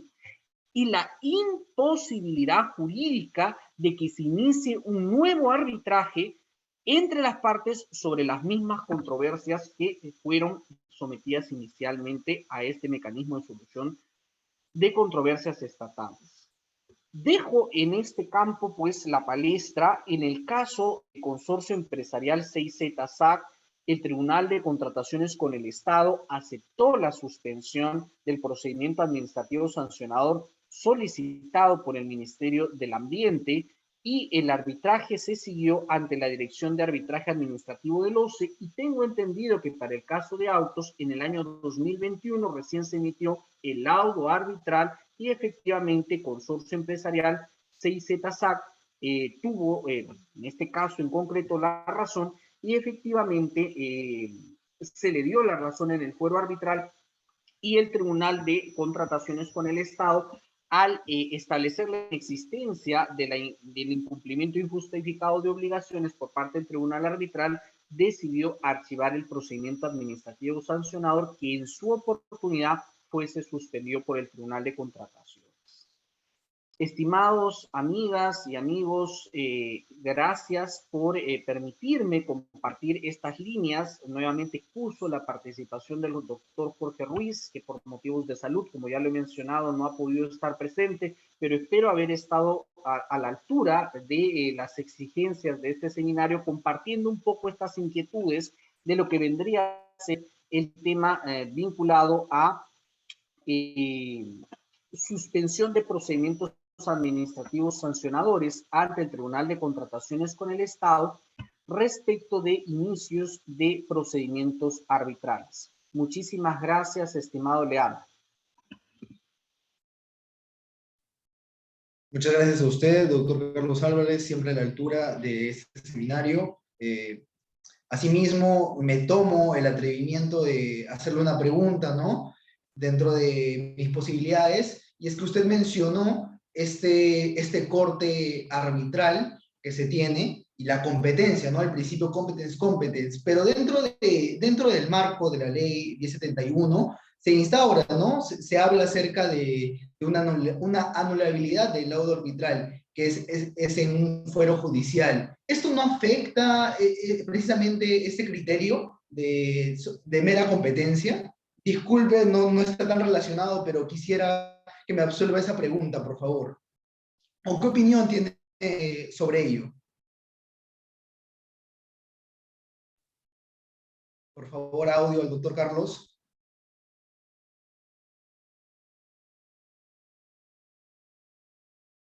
Respecto al alcance del principio competence, ¿verdad? Bien. La ley de arbitraje peruana es una ley moderna para nuestros tiempos. El 90% de la ley de arbitraje es copia de la ley modelo UNCITRAL, que fue erigida a partir de la Convención de Nueva York del año 48 y ratificada 10 años después en la Convención también de Nueva York del año 58. El arbitraje en el Perú tuvo hasta la década del 90 muy poca praxis jurídica, porque estaba contenido en el Código Civil y en el Código Procesal Civil a través de la cláusula compromisoria y el compromiso arbitral. Esto se cambia con la gestión de Ricardo Gandolfo, que propulsó mucho el arbitraje en el país, cuando fue presidente de Consubcode, y impuso a través del Ministerio de Economía y la presidencia de Consubcode en su oportunidad la aplicación del arbitraje como mecanismo de solución de controversias. Pero para que el arbitraje no tenga los bemoles que en su oportunidad tenía la cláusula compromisoria del compromiso arbitral, se conformó una comisión de especialistas. Estuvo Fernando Cantuaria, Gonzalo García Calderón, estuvo Castín, estuvo Alfredo Bullard, dentro de esa comisión de especialistas en arbitraje de aquel entonces, y trajeron muchas de las tesis de buenas prácticas de arbitraje internacional que fueron adoptadas en su oportunidad por la Convención de Nueva York. Dentro de esas prácticas arbitrales de avanzada estuvo, por ejemplo, la extensión del convenio arbitral, de la cual se puede hacer un evento, el tema de ejecución propia del laudo arbitral, el tema de el principio de separabilidad del convenio arbitral, es decir, lo que yo les había mencionado sobre la nulidad o no de un contrato respecto de que debería de ser sometido a arbitraje, y dentro de ellas el principio de competence, ¿correcto? Respecto al principio competence a nivel de derecho comparado, existen dos posturas. La postura alemana, que es la postura originaria, que en realidad se copia de la postura francesa, y la postura americana, que es la que se ratifica en los Estados Unidos en la Convención de Nueva York. La postura alemana y francesa, muchos dicen que es francesa, otros dicen que es alemana, la versión oficial de la Convención de Nueva York dicen que es alemana, por eso es que copio esa, establece que la competencia, o mejor dicho, quien decide su propia competencia es el tribunal arbitral, pero para ello decide en función de dos ápices. El principio de la teoría de la voluntad, es decir, si se sometieron a arbitraje las partes, todo debería ser sometido a arbitraje. Es una teoría absolutista, también la conocen así, en el derecho comparado. Y el segundo enfoque de la teoría alemana-francesa es el tema de la celeridad, la exclusión del fuero jurisdiccional ordinario. Es decir, si yo ya me sometí a arbitraje, per se estoy implícitamente rechazando la jurisdicción ordinaria o la jurisdicción diferenciada, ¿correcto? Eso es lo que dicen los alemanes y los franceses, y que la hemos cogido tal cual. Los americanos no aceptaron esta teoría absolutista. ¿Por qué? Porque ellos sí aceptan que pese a que exista una voluntad de someterse a arbitraje, puede que existe que esa voluntad sea viciada o no exista claridad en la forma de sometimiento a arbitraje. Y es lo que nosotros conocemos hoy en día como cláusulas patológicas arbitrales. De la Convención de Nueva York salen las famosas patologías en el convenio arbitral. Es decir, cuando un arbitraje dice, el arbitraje será llevado en la Cámara de Comercio de Lima, pero se aplicarán las reglas del Centro de Lidera. Es ilógico. O será integrado por 3 árbitros y el árbitro único podrá ejecutar el laudo arbitral. Hay una contradicción. Entonces, ese es el aporte de la teoría americana, que data de la Convención de Nueva York. ¿Cuál es el cambio en la postura peruana?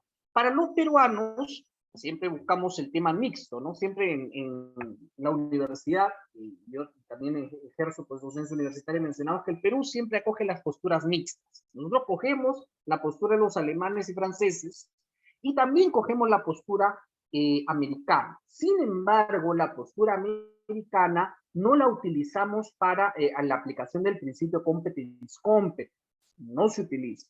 Ahí se utiliza la teoría absolutista y la teoría de exclusión de la jurisdicción o de la jurisdicción diferenciada. Y sí utilizamos el tema de cláusulas patológicas para la determinación de la competencia arbitral en etapa prearbitral, ¿correcto? Es decir, eso se soluciona a nivel, si es que el arbitraje sería institucional, a nivel de Consejo Superior de Arbitraje o Corte Superior de Arbitraje, y si estamos hablando de un arbitraje ad hoc, recién en la instalación del tribunal arbitral o fijación de reglas definitivas que en la práctica moderna hoy en día. Espero haber podido contribuir en algo sobre este principio competence, que es muy bonito y que versa sobre teoría de arbitraje propiamente. Gracias, Leandro.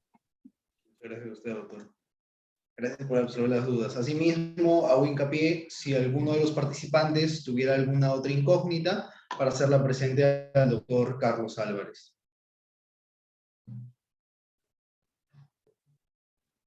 Mientras tanto, es pertinente, mientras van formulando las preguntas, es pertinente aclarar y dejar en mención a nuestros participantes que lidera desde el área de eventos, también se ha encargado de hacer un curso de especialización en defensa jurídica del Estado en materia de arbitraje y contratación pública, que tendrá inicio el día 24 de este mes. Asimismo, con una frecuencia de lunes a jueves.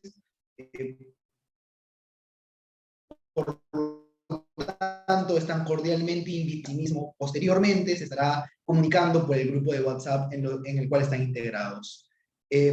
Me comunica el el participante Cardoso, quiere por el plazo de 1 minuto poder intervenir. Le damos el pase, por favor.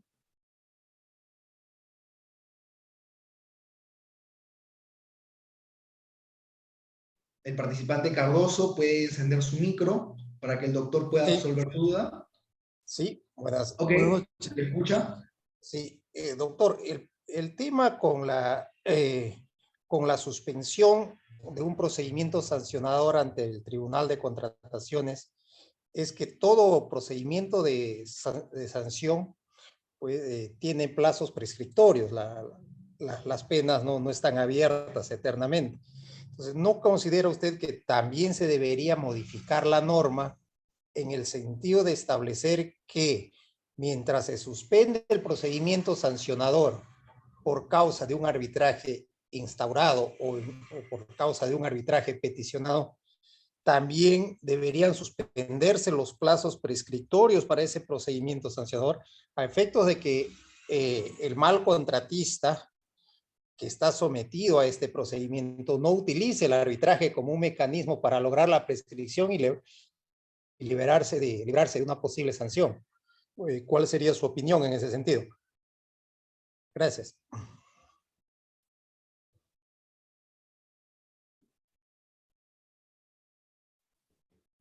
Adelante, doctor Carlos Álvarez. ¿Puede absolver la duda del participante? Denle pase al doctor, por favor. El micro del doctor con el área de eventos.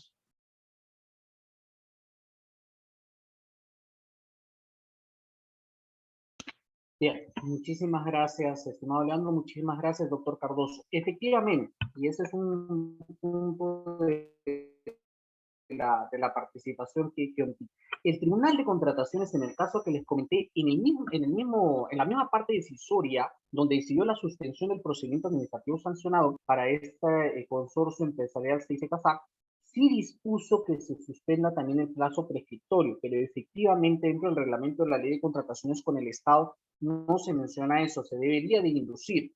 Coincido con la observación de que se podría hacer esa precisión por parte de el reglamento de la ley de contrataciones con el Estado, y con esto evidentemente se tendría el tema de la restricción de una ausencia de punibilidad ante un mal contratista que quiera utilizar dolosamente, como lo mencioné, el arbitraje o el procedimiento arbitral para eludir su responsabilidad frente a un procedimiento administrativo sancionado.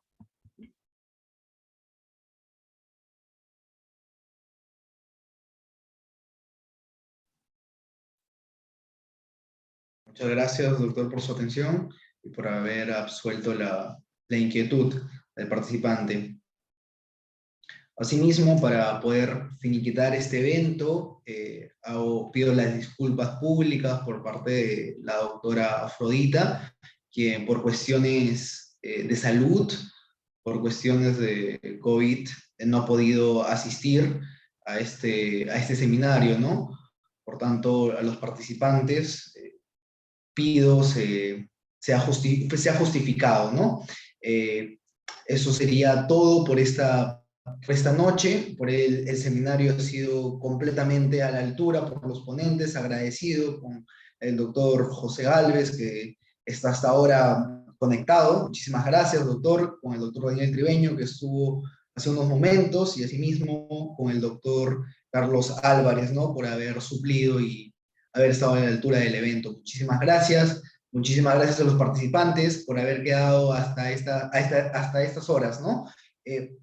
Agradecido. Con esto doy fin a este bonito y magnífico evento. Muchísimas gracias. Eso es todo hasta hoy.